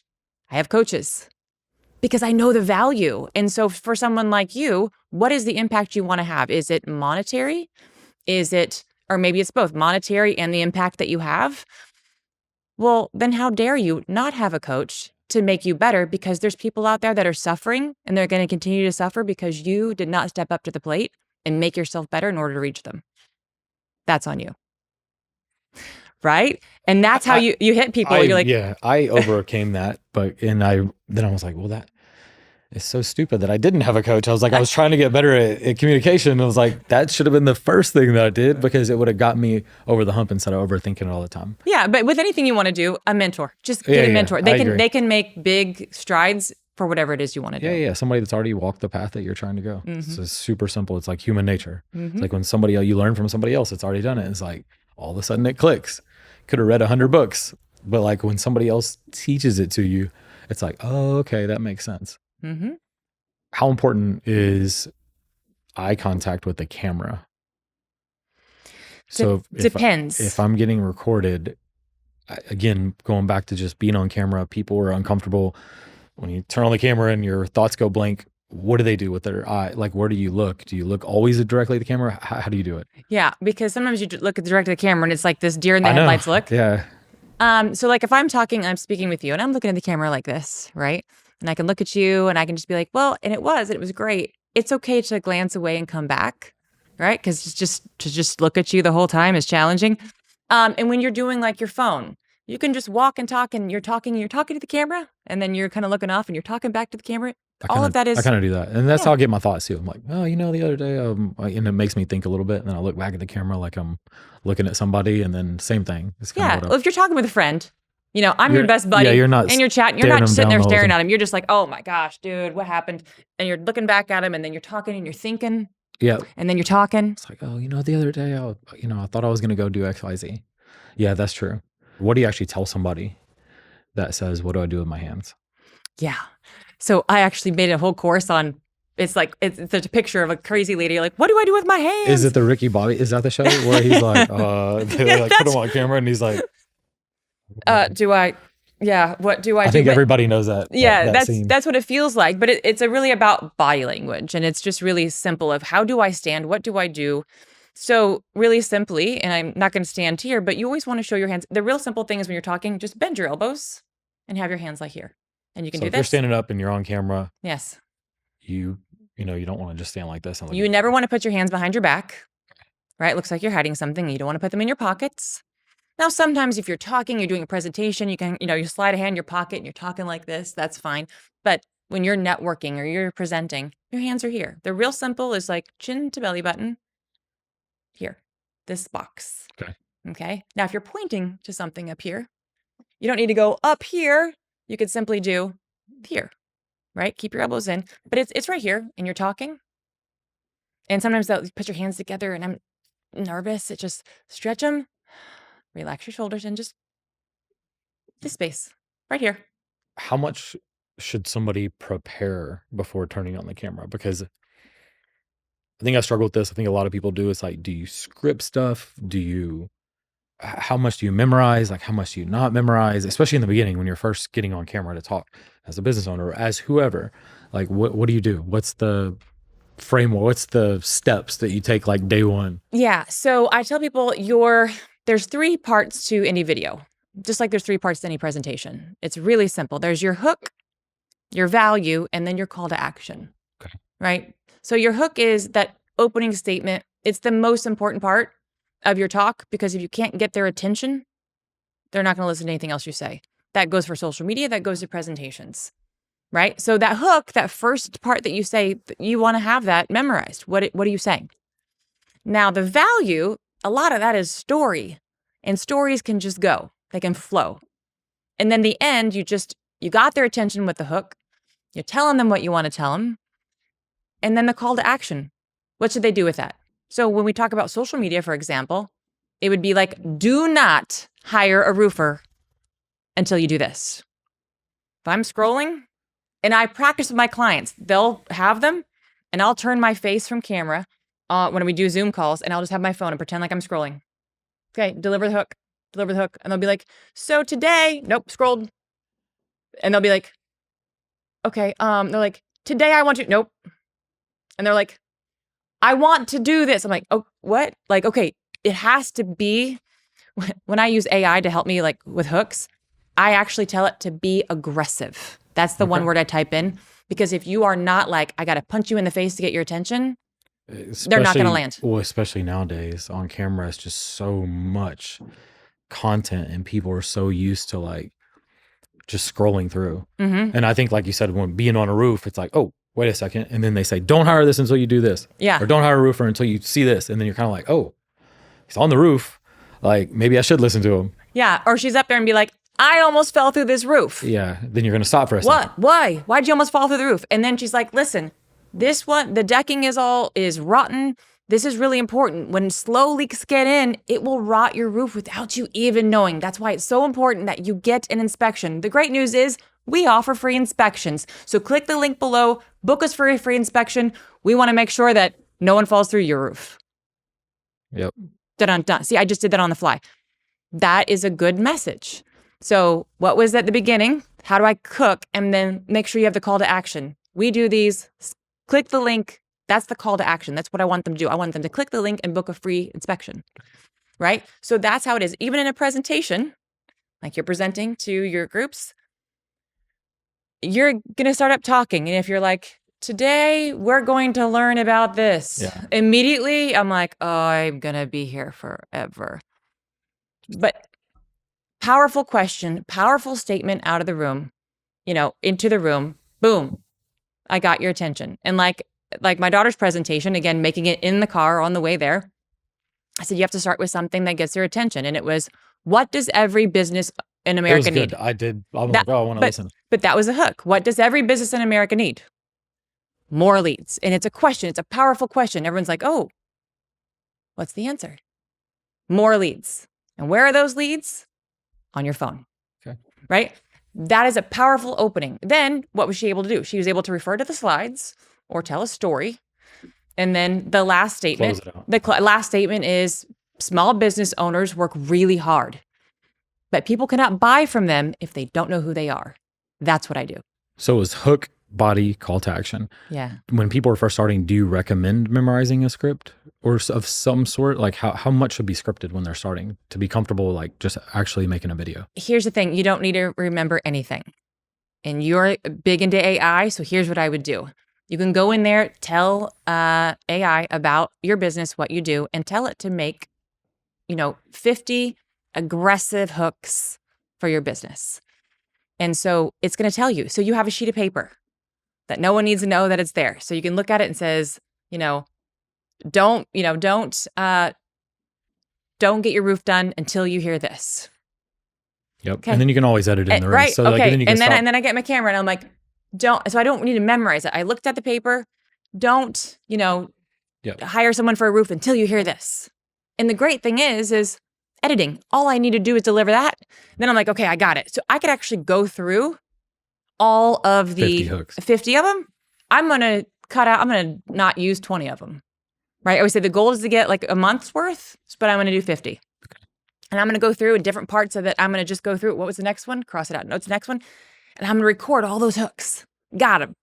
Now I can go through the body. Like you can chunk it out like that. Now I'm going to go through the body of what I want to say. Hey, listen, the reason you want to do this, you're going to have a lot that you don't use, right? It's like getting photos done. Here's all the photos, but I'm only going to use this many. Yeah, Same thing with video. And then you can cut it in together. And then your calls to action. What do you want them to do? Guys, listen, we want to help you. Book a call today. Has this ever happened to you? Leave a comment and let us know. It's not always like constantly asking for that. Yeah. Or it's some type of call to action. Call to action. Hey, follow listen, for more value, whatever it is. I hope you love this. Hope you guys have a good day. Yeah. Sometimes it's that. Right? So it's just that formula. And once you understand it, it just becomes so natural when you're speaking. Yeah, I think a lot of people out there, when you first start speaking on camera, it comes off like you're reading a script. Yeah. Very like script feeling. And I think that's maybe because you're trying to memorize too much stuff. I did it. I 100% did it. And then if we do have a longer thing and it is a teleprompter and it does sound like you're reading a script. So it's like you really have to, I guess, what's the trick on not sounding like you're reading a script? Tonality. Yeah. Tonality. Yeah, you're right. It's like, okay, I'm reading the words and we're going to do this. Okay, I'm reading the words. I'm getting the words out. That's what you're focused on. Instead of like, hey guys, I am so excited today to teach you this. Now listen, if you've ever done this before, do not worry, because I used to do this all the time. All the time. It was bad. It was so bad. It was cringe to listen to my voice.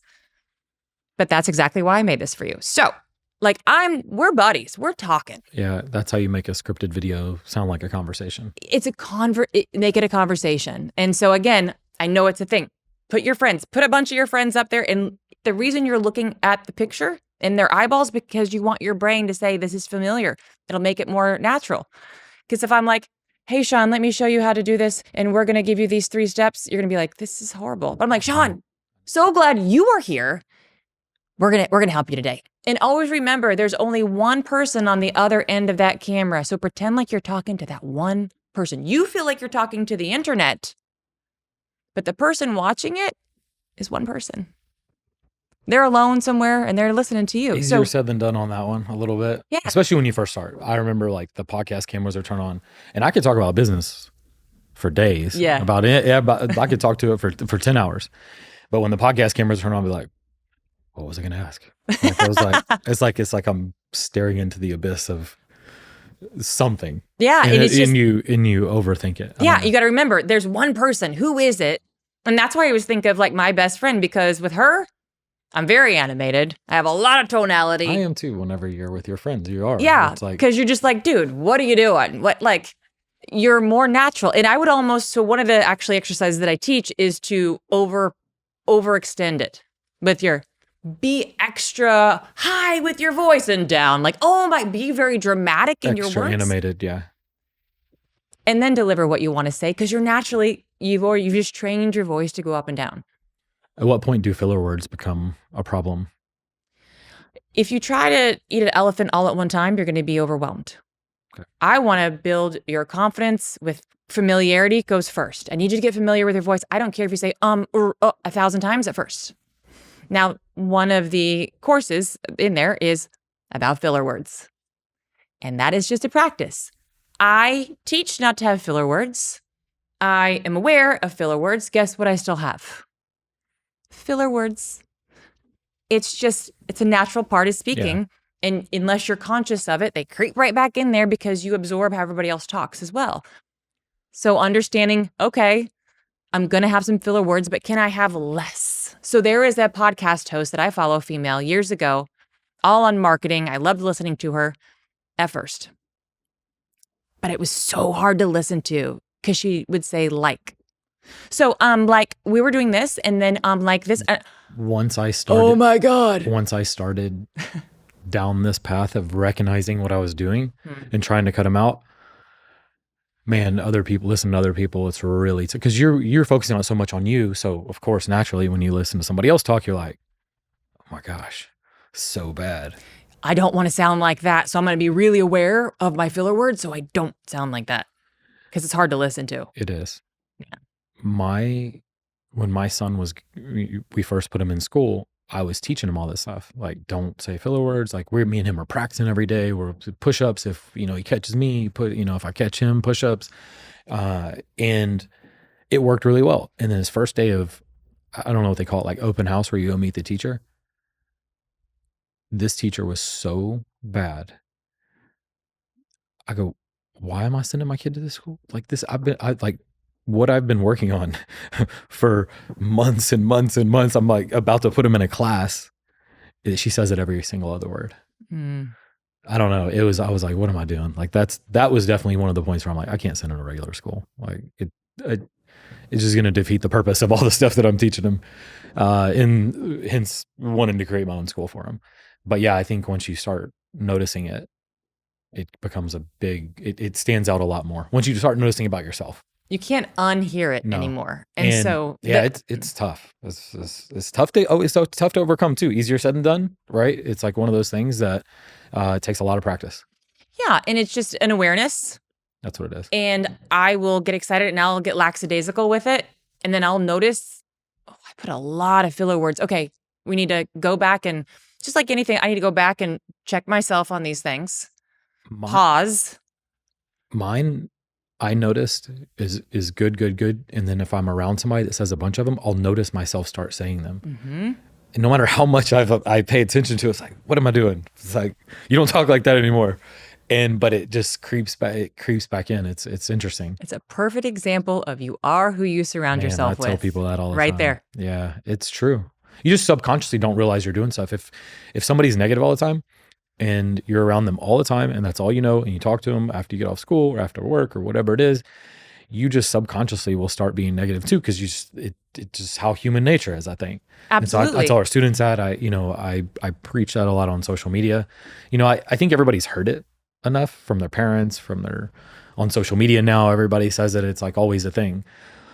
But I think it stood the test of time because it's so true. And it keeps coming back up on social media. It keeps coming up in books. Your parents keep telling you that because it is. It's so important. You become very aware. Awareness is the first step in anything. Like the psychology world is the awareness of it, awareness of yourself, right? But here's the thing. Once you become aware of it, I'll get around people and in rooms, and you've done this too, Shawn, I know, is you're so used to complaining is a habit, right? And being aware of yourself, where am I complaining? And the people that are around me are complaining. And when you take that out of your life, you own everything instead of complaining about it. What actions do I need to take? What are the solutions? Instead of just sitting around complaining, we don't do that. That's a victim mentality. We don't play that game. But then you get around people, maybe at an event, and it's just, they complain about something. Okay. But again, and again, and again, it's like, I cannot leave that conversation fast enough. Yeah, I hate it. Because I don't want you to get inside of me. I get a lot of messages on social media now, and I also make videos on. I was like, the fastest way to improve your life, like today, like tonight, before you the even end of the day, I was like, if you start having a solution-based mindset, you will change your life today. And if a challenge comes up, or a perceived challenge, or a perceived problem, then if you just say, you know what, what steps do I need to take to fix this problem? Instead of just complain, that like it happened in the government and this, and that's how people talk. Yes. But if you just say, okay, very bad thing happened. What steps do I need to take to fix this? Like, how can I solve this problem? Like, what do I need to do to not let this happen again? And so if they do that day on everything in their life, whether it's a relationship or at work or their business or their coworker or their son or daughter or whatever, it will improve their life in one day. I promise you. Yeah. Well, they say the fastest way to solve a problem is to decide it's not a problem. Correct. And when I first heard that, I thought about it, I'm like, that is enlightening. And like, for example, my husband works too much. We haven't gone on a date. Okay. And? Well, I want him to pay attention to me. Okay. And? What are you going to do about it? Yeah. What's the solution? I'll tell you what.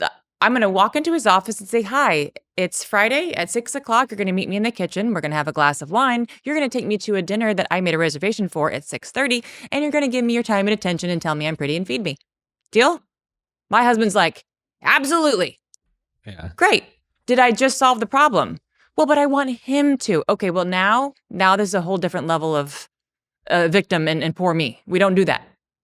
My wife is very good at a lot of things, but a lot of times she would get like something would happen at work or some woman, employee or this or that or a customer. And she would like all day it's like eating at her and she's like repeating it to all her friends. Like, you don't believe what happened to this customer. I'm like, that's not a real problem. I was like, you know what a real problem is? Like if our kids are sick or like something that is unfixable, like those aren't problems. Like you're complaining about these or you're putting yourself in these moods because you're complaining about all this stuff. It's like, that's not a real problem. Those are fixable things. Like there's some things that happen in your life, in everybody's life, unfixable. And those are problems. That's hard. But I was like, all this other stuff is just noise. It's like, I don't know if I got that from 26 years of getting beat down in business or where it came from, but it's really hard to make me feel like there's problems. It has to be really bad where I'm like, okay, this is a bad one. I really have to figure this out. Well, you have to take a moment, reframe it. Because here's the thing. What is the purpose of a business? To solve a problem. It is. So do not go into business if you don't like problems, because that is literally why you have the business. You just want better problems. What that is, I don't have enough customers. I can't pay my employees. Those are problems you don't want to have. We got to fix that. Now I have customers that are complaining about all the makeup that they bought. I can't have the deliveries for the shipment that was ordered. Those are good problems. I used to tell her that all the time. I'm like, wait a second, hold on. This customer's complaining about the color didn't match. I was like, you're doing millions of dollars in sales. I was like, there's a shit ton of happy customers, like tons and tons, and you have one that complains. It's like, is it a problem? I don't know. You're selling to tens of thousands of people now. Like you can't make everybody happy. Yeah. But just like we go back to when you're speaking in front of an event, you really want to reach everybody. You have to understand there are going to be people that are not going to be happy, that are not going to like it. And you have to be okay with that. And that's hard. I overthink that a little bit. And then even on, if I'm on a Zoom call with somebody and there's 5 people in there and I can see one person, like maybe just not really giving a shit or their body language is like this. Yeah. And I'm like, it messes me up a little bit because I'm like, oh man, I'm not providing enough value for these people on this call. And I get in my own head. And I do that at events too. Like if I happen to focus on one person and maybe one person out of the whole place is like staring off or something, or just kind of tell that they don't really give a shit, it still bothers me a little bit. It's hard to get over. Yeah. And I'll get in my own head and overthink like I'm not providing enough, I guess. So it's still tough. Why is silence so uncomfortable for the person that's speaking a lot of times, especially when you start speaking? Yeah, silence is uncomfortable for a lot of people. If you can get comfortable with the uncomfortable silence, again, that is a practice because you want to fill it with words because it's uncomfortable. If I put words in there, then that uncomfortable silence goes away. So this is also sales. This is sales. You ask the question and you pause. Then you wait. And that is really hard. That is a skill to practice. Don't talk yourself out of the sale. There's just like... Yeah, because you're going to start filling in the words and you already had the sale and you're losing it because you keep talking. or you tell them the price. Oh, it's because of this. It's like, hey, it's $5,000, but it's because we offer more than everybody else. It's like, it's $5,000. But then you just apologized when you said the word I but. know. No, I know you know this, but that's exactly what happens. Okay, it's 5,000, but you're already, but you're not going to like this. You're going with the wrong mindset. Yeah, it's like you're now trying to justify your price because you think they're not saying anything yet, and so you're like, oh, but that's because we do way more and we provide this and we provide. It's like they probably would have said yes if you would just shut up. Well, and speaking of sales, we teach you say the price up front. Because what's happening in someone's brain? I'm going to talk to you and you're telling me all these great things. What am I thinking about the entire time? How much does this cost? So they're not actually fully listening to everything that you say. Yeah. So in the beginning, listen, we want to talk about our product here. I want to tell you, like, just so you know, this product ranges from $2,500 to $10,000, depending on what your needs are. My goal is to explain the 3-process formula that we have, and you can decide which level is going to be best for you. Yeah, what's right for you? I've already let them know your minimum is going to be $2,500 up to $10,000. So they're no longer thinking about the price. Now, when I talk about the value of what I'm going to give them and what the result is, now we can have an open conversation because they're not just like, oh my God, how much is it? Is it too expensive? Like that is sales 101. Like people, they're there. Let me tell you all this. Okay. And the price is $997. Do not wait till the end because then you do it. You're going to hammer it. You're just going to drop it on them at the end.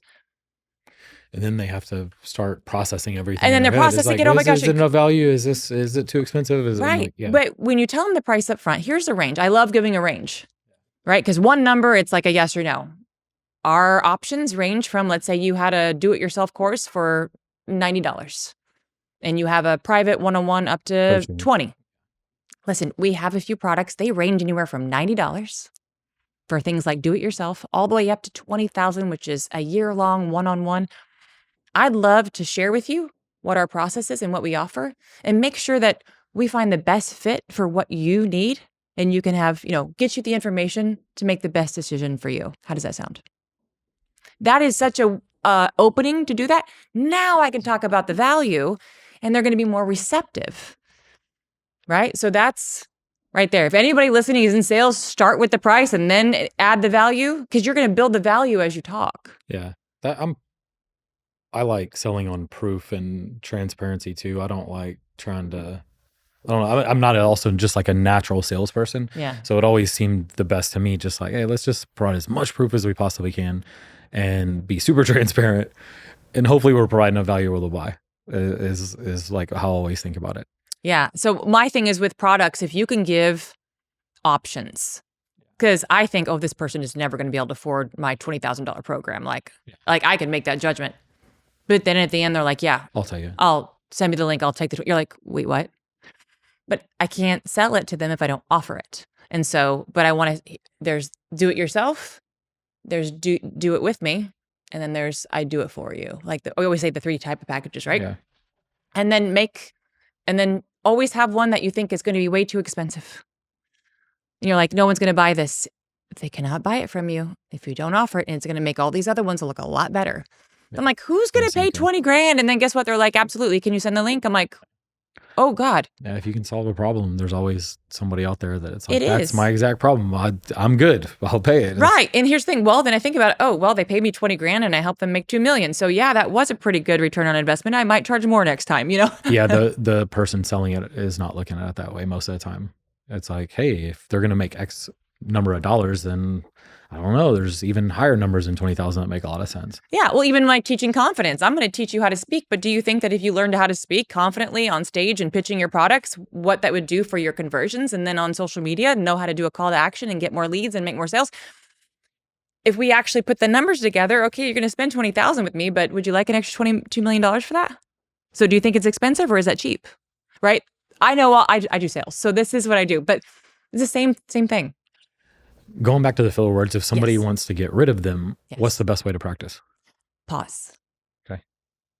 Short sentences. So as you start to say something and you're like, okay, and literally start taking them out and you're going to do an extended pause and it's going to feel unnatural, but you're going to train your brain not to say that word.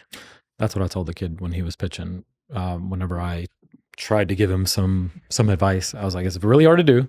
I just want you to be aware of it, but just pause, man. You can, when you do it, it's going to land way more with the judges or the people in the audience when you just slow down. Cause I was like, you're super articulate. You're so excited. You're going so fast. I was like, just pause. It's okay. And he did it, and it sounded amazing. I would say this, everyone can speak average. We all speak every day in the world. So it's not like I did this one thing and I'm bad at speaking. No, you speak every day. You're an average speaker. You're a normal speaker. What we want to do when we present and we go on stage and social media is we want to go from normal to good. We don't need to be great or excellent at this point, right? We just want to try to go from normal to good. That's it. That's a small step. And the few things you can do, now you're going to be good. And once you get good, now I'm getting serious and I want to learn to be great, right? It's just little steps like anything. You can go from normal to an excellent speaker. There are a lot of excellent speakers, but because they've practiced a lot. So quit looking at these people that do these presentations and they're so good. Yeah, but they've done it for years. They've done hours and hours of presentations. Let's just practice going from average, normal to good. And good is still 90% better than the rest of the world. Yes, it is. You know? I know we talked about storytelling earlier. Why do you think people remember stories more than just information that somebody's up there? Because it's a real connection. And that's, again, what AI cannot replace. When I tell you a story about why did I start my company when I used to watch my parents both work 8 hours a week, and they would come home physically, mentally tired and wake up and do it again and again. And my father was a farmer and like out there, physical hard work, making $5 an hour. And I was like, if hard work made you wealthy, my parents would be billionaires, but they're not because they didn't have the information that I teach now. It's why I do what I do. So if you want to hire me for your business, there's a huge why behind what I do. So when you hire me, you're going to win. Because when I look at you, I see my father, I see my mother, and I'm going to do everything to help you. That's a story. And it's real and it's connection and you can't be replaced by AI. But do you see that emotional connection with that? Yeah. Now that's a story. Why do you do what you do? And you're like, man, I want to support that person. You know what their struggle was? And sometimes we don't want to share those struggles. But it's the exact thing that people that's the connection. Relate to. Yeah, that's the the exact connection thing people relate to. Yeah. What makes a story interesting? Humor, a struggle that you overcame. And different people in the room, you don't know what anyone else has gone through. Maybe they've gone through the exact same thing. You don't know. When I first was going to throw the first live event, I went to one of the only people that is really good on stage, and she's a really close friend of mine. And she runs a charity organization that she founded, and she's just so good on stage. And she even does the live auctions too. So she doesn't bring in another auctioneer. She's doing the auction and she's like calling people out. And like, she told me the same thing, tell a story. But she was like, when you're telling the story, she goes, describe like every small thing. Like, oh, when I went to jail 20 years ago, it was so cold and it was dark. And like, she was just telling me like, if you're telling it, like add in like these, like, so the person could feel like that they're there. Yeah. In the moment. So it's just like, yeah, just like some things with the story that like, I guess grab some emotions like, oh my God, like I feel myself in like a cold hospital or whatever it was. Like people know, like relate to that, I guess what it was. That's the advice she gave me when I first started. That's excellent advice. She knows what she's talking about. That's brilliant advice. Great. Yeah. Bring them into that moment of like I'd be like, you know, sitting there watching them come in and literally the dirt on his hands were swollen and cut, and watching him work so hard, but never having enough money. Like, why not? And I made it my mission. I never want anyone else like that. You bring them into those. So in your stories that you have, get into those details. I'm just now like really, I heard her, this is a long time ago. Yeah. You know, 6 months ago. And I heard her, but I didn't implement it right away. And of course now, you know, 6-8 months later, me doing a couple live events, I'm like, oh, okay, I understand. Yeah. It's that tell that story to connect, make the point, and then go back into the audience and keep them engaged. Yes. Have you ever done That's this? what I didn't do. Yeah. Right? You're asking a question. Who here? And then self-deprecating humor. I screwed this up. Anybody else screw up? Yeah. Guess what I did? At least, you know what? You probably screwed. At least you didn't do what I did. Let me tell you about that. Gentry's so good at that. Yeah. I think she's naturally good at that. But that, again, it's what makes people like gravitate toward her, I think. Mm-hmm. So I got to get better at that for sure. What's the simplest framework that somebody can use to tell a better story? Is there something that is simple that when they're going to go on camera, they're going to give a presentation, like what's something they could use when they get on camera is like a step-by-step process to help them tell a better story? Yeah. It's, again, always have a point to why you're telling the story. Okay. Otherwise, it just sounds like you're complaining to a girlfriend, you know? Okay. It's, again, that, man, I got fired and I deserved it. Now let me tell you exactly what happened and why, right? The body. So if you've ever felt this, I assure you I did too. What am I relating? Am I called? It's the same framework, but it's about your stories. But what's the point of that story? So anything that you did, I try to get a job with one of the number one salespeople in trainers in the world because I'd sold millions of dollars in real estate. I was like, of course they're going to hire me. They turned me down. They said no. And if you know me, when I hear no, I think I'm going to prove that yes. And then that's exactly what I did and why. So where have you gotten a no and it made you so mad that you were like, I'm going to prove you wrong, right? Leave a message. I want to hear about it. Like those kind of things, like those relatable moments that everybody can understand. I think a lot of people think they have to have an incredible life to tell good stories. I believe that every person has an incredible life. People are trying to be someone when they are already someone. And if they really looked into their own lives, they all have, every single person has incredible stories. And it may be this small thing that you think, oh, that wasn't a big deal. Yeah, but the person listening to that story that's struggling with that right now, it's a big deal for them.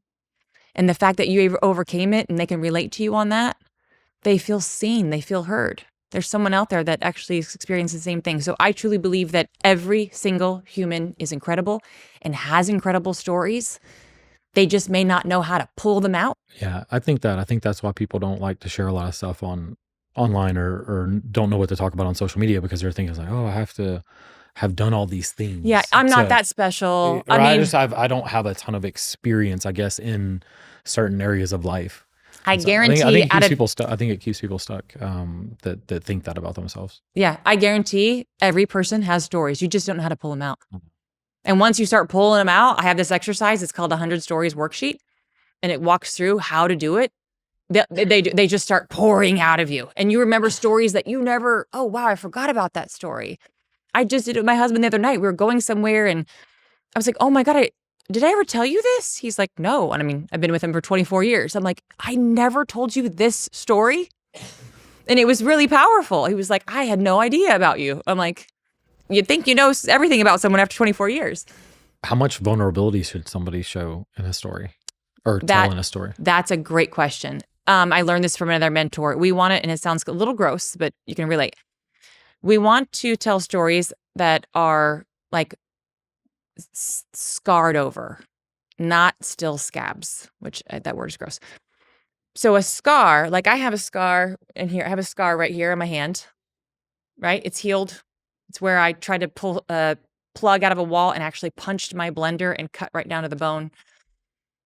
And I was so irritated. I hurt myself. I took my kids to the beach and I thought I would just ignore it. And I had to have stitches, like, right? That's a scar. I'm healed. I have no emotional attachment to it still. I can tell, right? So our stories, we want stories that we're healed from. The scabs, they're not quite healed yet, right? There's still a lot of emotion that you're currently dealing with that issue. Those would not be the stories that I would tell. What I am struggling with right now that I don't have a solution for to help people is not a story I'm going to tell because I haven't figured out why telling you this story is helpful to you. Does that make sense? And there's a lot of emotion still to it. It can come off as complaining. It can come off as whining. Yeah. It could come off as like, I'm having this problem and I don't know what to do and I just want to share this with you. And like a therapy session. That's what you don't want to do. You want to be like, look, like when I first got fired, that was emotionally, like I was very upset. I wouldn't be telling that story right away. I was embarrassed. There was so much. Now I can tell that story to the lessons that I learned and why it's valuable that you hear this story. And here's where I'm taking you. You're also willing to poke a little bit more fun at yourself after long, you're Yeah. like, oh, I can't believe how stupid that was. Like you're able to talk about it in a different way, I think, than when it's like happening to you. Yeah, because the or people just you're happened talking to, they need to hear the problem and they need to have a solution, right? My daughter, I'll tell you this, there's movies that are out. I think there's a new Spider-Man movie that's out and she went to see it and she goes, Mom, it ends on a cliffhanger. And she knows I cannot stand, I must have closure. Whether it's a book I'm reading at night, 2 a.m., I've got one chapter left, I'm going to keep going even though I'm tired because I need closure. People need closure with what you're telling the story. They need the solution and the closure. If you're like, this is a struggle and well, hope you're not dealing with this. I don't know what I'm going to do with this stuff. Yeah. Right. So typically I would say, depending on, we wouldn't tell those. The scars have already healed. We can look back on with grace and humor with ourselves. Those are the stories that you tell. We spend so much time talking, and we talked about a lot about that today in communication. How important is listening? Incredibly important. And that's something that I used to never do. I was so excited to share what I have to say. I was just waiting for them to finish talking so then I could talk. And sometimes I tend to get excited. I'll jump right in. I still do it to this day. Listening to respond. And this was another coach that I had. Again, I've had so many mentors of Julie. When they talk, I want you to pause. Let your brain absorb what they said. And then respond something about what they just said. You can include what you want, but you must engage with what they just said. I was like, oh, okay. That was hard for me. That's hard. That's a hard one for me too. And I don't think it's because I am really into what somebody's saying, but I think I'm going to lose my train of thought. Like I thought of something and I don't want to lose it. And so I'll jump in before they're finished. And that's probably my still biggest thing that I do, especially it's like, I'm going to forget it. So I got to say it now before they finish talking.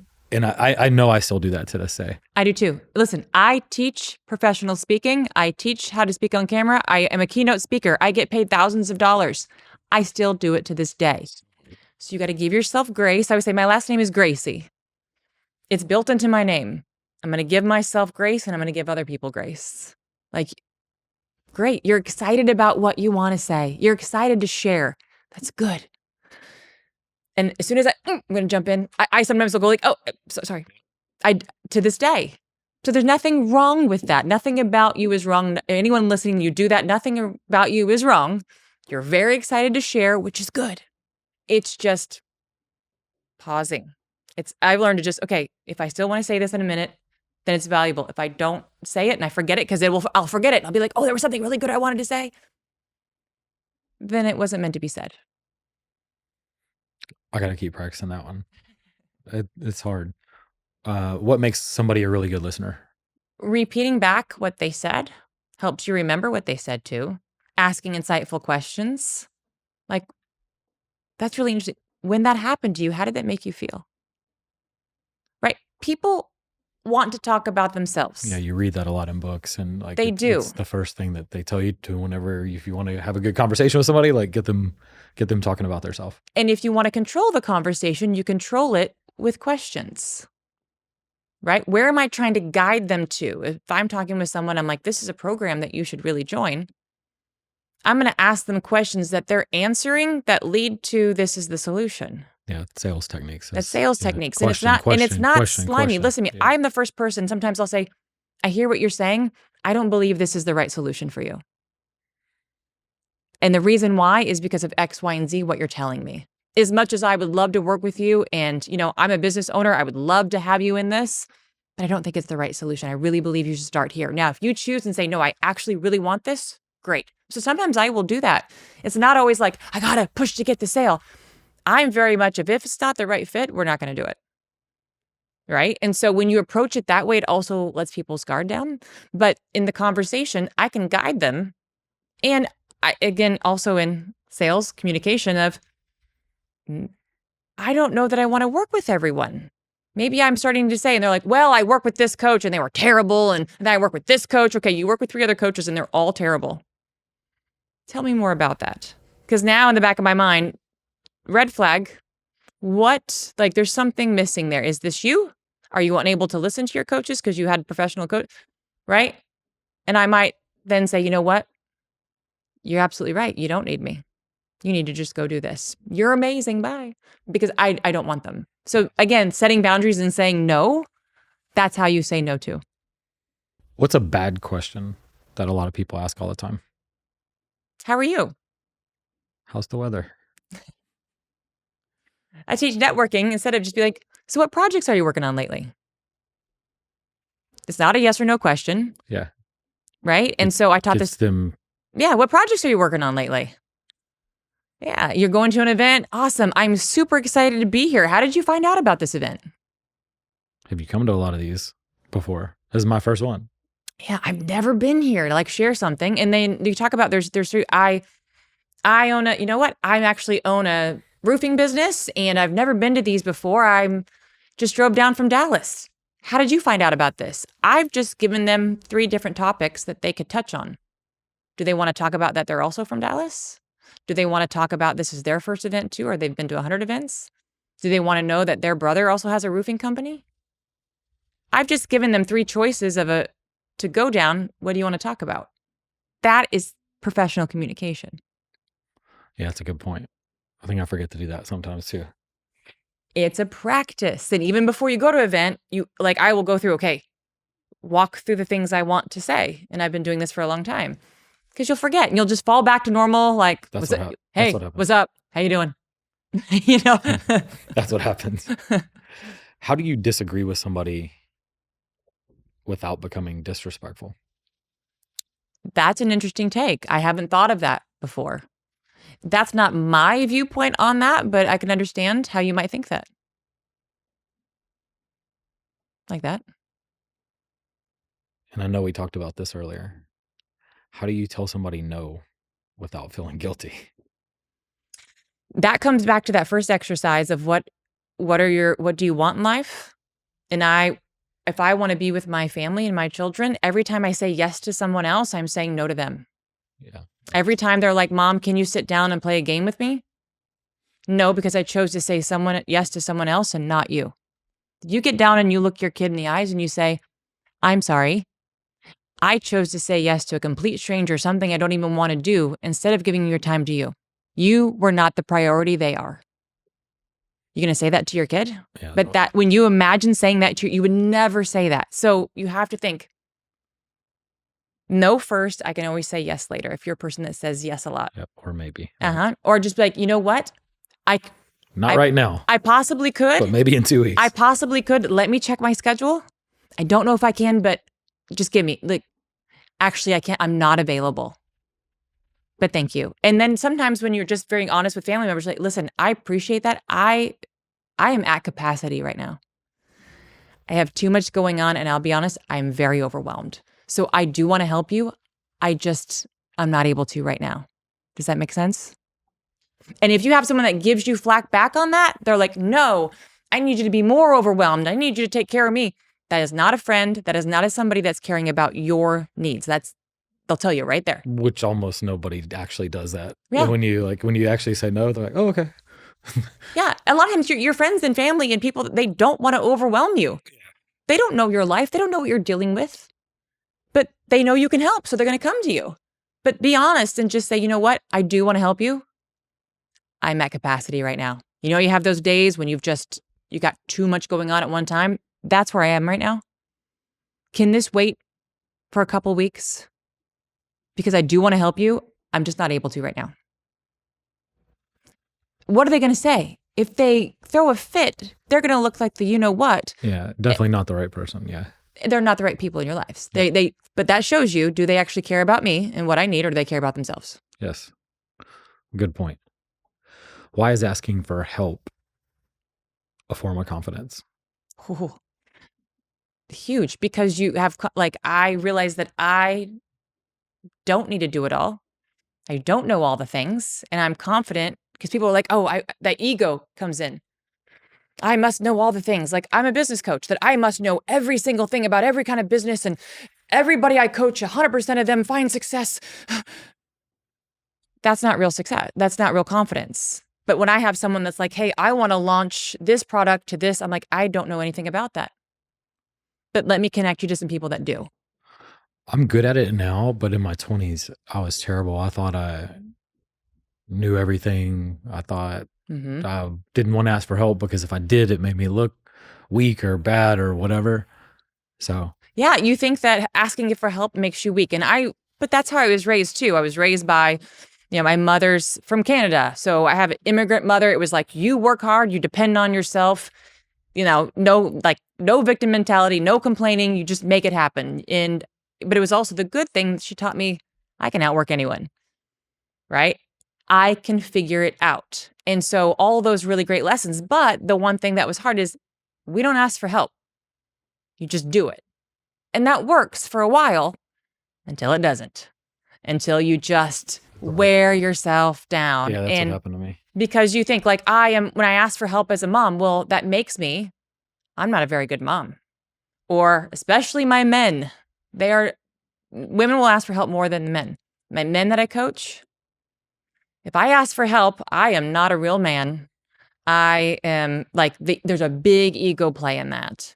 And so the men that do actually get business coaching, it's great because I'm like, look, you want to show up as an amazing husband. You want to be present for your children. You want to get rid of that belly that's been growing because you've been working 60, 70 hours a week instead of taking care of your body. But we don't start there. We're going to make you more sales. Yeah, we're going to make you more sales. But then slowly I start cutting into these personal areas because that's really what they need. Yes, my business, but also my wife's complaining I'm working too much. My health is bad. I'm not showing up as the father I want to be, but they're never going to ask for help for that. Right? And so that's how let's work on your business. But slowly we start fixing the things. And they're like, you changed my life. And they did. Yeah. One of the biggest ones was I had a landscaper that was in Michigan. The guy got in crazy good shape. He worked 7 days a week. I'm like, we are taking a day off. Which day is it going to be? He's like, I've got to work. Like, yeah, we're taking. He was like, I took my daughter to lunch. She's a teenager. I'm like, dude, she's going to be out the door soon. And he was just like, oh, amazing. He started waking up, eating eggs for breakfast instead of a donut on the way in the truck. Dude got jacked. I mean, it just, yes, we learned sales. We made you more money. But this is the real deep impact that you have. It's like, says who, right? It's like, I have to work 7 days a week. I used to tell myself that. I was like, wait a second. It's like I'm telling myself that. Yeah. So when it comes to asking for help, that's the fastest way to grow. It's the fastest way to get what you need. I don't like to ask for help. It's hard for me, but I know the value of it, especially in coaching or mentor. Yeah, I've learned that. I'm good with it now. I try to learn everything I can from anybody that I can learn it from. But when you're in your 20s, well, as a guy too, like you said, like sometimes you're like, I can figure it out on my own. And that leads you down a long, rocky road when you could have just skipped your way through a lot of that stuff and took a bunch of shortcuts. You're like, how's that working out for you? Yes. I learned that the hard way. What does somebody do when they're either talking to somebody or something happens and somebody challenges their opinion? Like, how should they respond? Or how should they, I guess, interact in that situation? Okay. Meaning like you're saying this is a great way to do a business and they're like, no, that's a terrible way. Maybe. Yeah. Okay. You're like, okay. Yeah. Tell me more. I want to know why do you think that? Ask a question. So for example, you shouldn't go to college. You should instead go through my program. That's a terrible idea. Yeah. I can see why you might think that, but I'd love to know what makes you say that. Yeah, that makes sense. Right? I think a lot of people also have a problem with saying, I don't know. And so being able to say that, is that an actual sign of confidence? Yeah. Yeah. So I teach this, of course, in sales of like, we don't say, I don't know. We say, that is a great question. I'm going to get that information for you. I don't have the information right now, but I'll get it for you. Yeah, I'll find out. I will find out for you. Like, I have a solution for you. I don't have the answer right now, but I will get the answer. Right? So it's just that, what else? Tell me more. What else can I get for you? It's not like, oh, I don't know. That is a really great question. I actually don't have that answer right now, but I will find it for you. And I'll get back to you by the end of the day. Does that work? Yeah, I think people trust you more too. If you like kind of have an answer for everything. Yeah. Sometimes people can sniff that out a little bit. Yeah, because there's a BS meter that goes on. When you see someone that's BSing and you don't know, that person might know more about this than you do.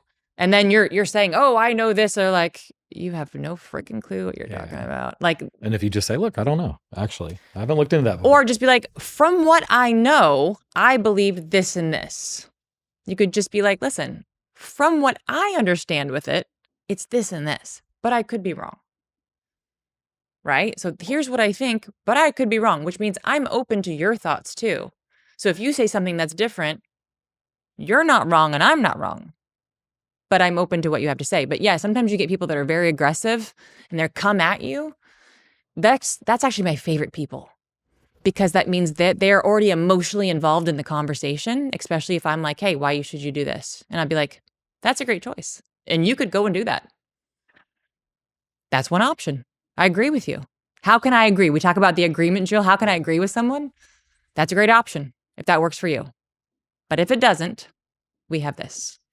What should you do if somebody asks you a question and your mind goes blank?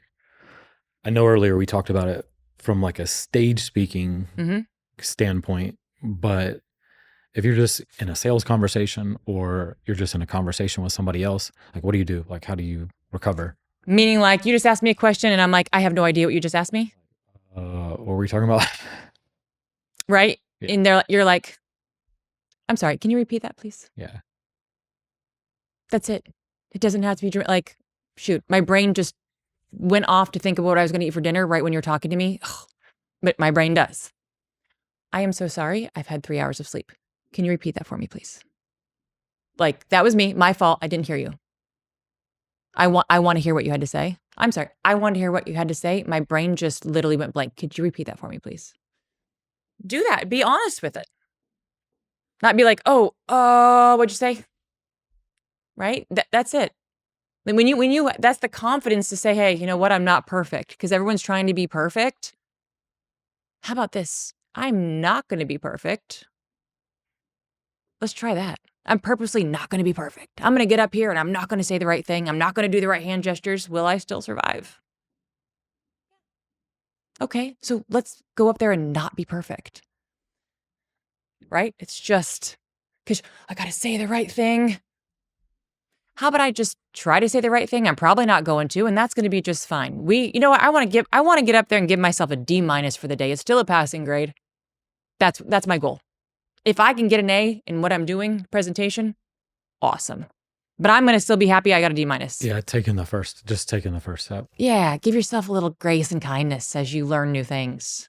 If you have a teenager at home or you're trying to teach somebody, like I'm trying to teach my son, and maybe they barely want to talk to adults, like where should the parent start? So if you have a teenager that's of working age, get him a job. Something you're not worried about them making money. In the real world. In the real world. Yeah. They have to talk to people and they have to have conversations, right? Get them around adults where they have conversations. Listen, have them help with something where they have to talk. Again, depending on what your business is and what you do. My oldest daughter used to go into my husband's office and she was like, "Oh, can I have a business card?" And she'd take his business card and sticker her name on it and make copies and cut them out and go around the office and pass out her business card if anybody need help. Right. And when he would go and be like, "Okay, I have to go into this office. We have to present this idea. Can you show them this and say these 3 things? Practice with me." Okay. Go in and she's just sitting next to him and he's talking, all these numbers and assets and all this stuff. And okay. Yep. Show it to him. Little things like that. So when our girls were little, we would have them even ordering food. You will always look at the waiter in the eye when they pour the water. They know this now. My daughter's sitting over here next to me. She knows now. What happens when someone pours the water and you don't say thank you? You're in trouble. You recognize every single person that comes to that table. You look at them and you say thank you. You speak up. Then when someone they'll order food, what do you want? May I please have this? Thank you. Like you get them speaking like this is normal in normal situations. I think as parents, a natural instinct is like jump in and try to help them do something. And it's probably the worst thing you should do, right? Like you just have to let them figure it out on their own. And that's what we've been doing for my son. Like I put him in the situations and then like just practice. And everywhere we go, I'll let him talk or I'll let him teach him how to do it. And so just like real world stuff, I think that's what people probably lack, especially nowadays, like growing up on the computer screen, right? Mm-hmm. It's just a different world. Yeah. I mean, when we'd see people in a restaurant, it'd be somebody's birthday. I'd be like, go over there and tell them happy birthday. That's a pretty good one. You know, go walk up to their table and say, we just want to say happy birthday and come back. So you want to have dessert? You got to go tell them happy birthday. Did you? Were you like, come on, Mom? No, they remember the carrot. At first, but then it's like, okay, no problem. Yeah. I'm like, yeah, it was like, but it was normal. Normal. I'm using that for my kid. Yeah. You see somebody Dad, can I have an ice cream? I don't know. Actually, go walk up to that table and tell them happy birthday. And then, yeah, you can have ice cream. Yeah. So things like that seem so small, but guess what? They walked up to a stranger's table with your guidance, spoke to a stranger, and walked back. First of all, they're little and they're cute. So everybody's excited when the little cute kid comes, but you're teaching them to be able to speak. Yeah. Just practice. Yeah. How do you teach a kid to handle rejection? That's a tough one depending on the kid. Some kids are more sensitive to rejection than others. And I know because I have a total of 2. But it is some people, like I have 2 very different children, right? They're each individual. One can handle rejection well. The other one, it's very hard. And so I can tell you what I have done, what I was taught. And it's just like, I'm not for everyone and they're not rejecting me. They're rejecting whatever I'm trying to ask them to do, right? And when it comes to kids like middle school, rejecting friend groups, that's a whole different dynamic. Middle school's rough. You've got to talk to probably a child therapist. It's rough. Middle school is, and they're trying to figure out communication. But as you get into business and rejection, as far as like older teens, I want to get into jobs, learning that rejection is a part of the process. It's a part of life. Has nothing to do with you personally. I tell parents that's why I go back to that service business thing. I was like, anything, just some type of anything, selling something to somebody, it will help them get over that rejection because people are going to tell them no and no and no. Mm-hmm. It's like the most confident kid at our event the other day. He's been door knocking since he was 16 years old. Of course, he's extremely confident because like he's probably got 10,000 no's. Door knocking is the roughest thing. It's so hard. It is so hard. It's people don't want you yell at you. House. They slam the door in you. They are outright aggressive. They might let the dog out of the house at you. Like, what are you doing on my property? Yeah. So if you have someone that can door knock to sell a service, they're going to make millions. Yeah, I think putting them in situations early enough, and then you just kind of get used to it. You feel and know it's not the end of the world if it happens. Yeah, but sometimes I say baby steps. I wouldn't be like, go start knocking doors. They're going to be scarred for life. Little things like that. How can I have them to have conversations? When we go to a store, we need to ask someone a question, have them ask the question. That's what we can't find this item on a shelf.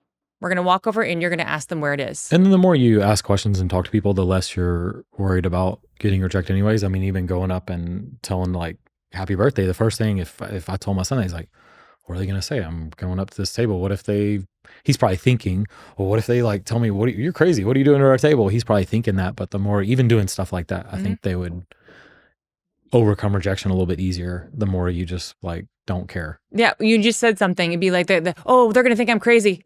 Great. I'm crazy. You're going to be just like me. Do you like me? Am I cool? I'm cool. Great.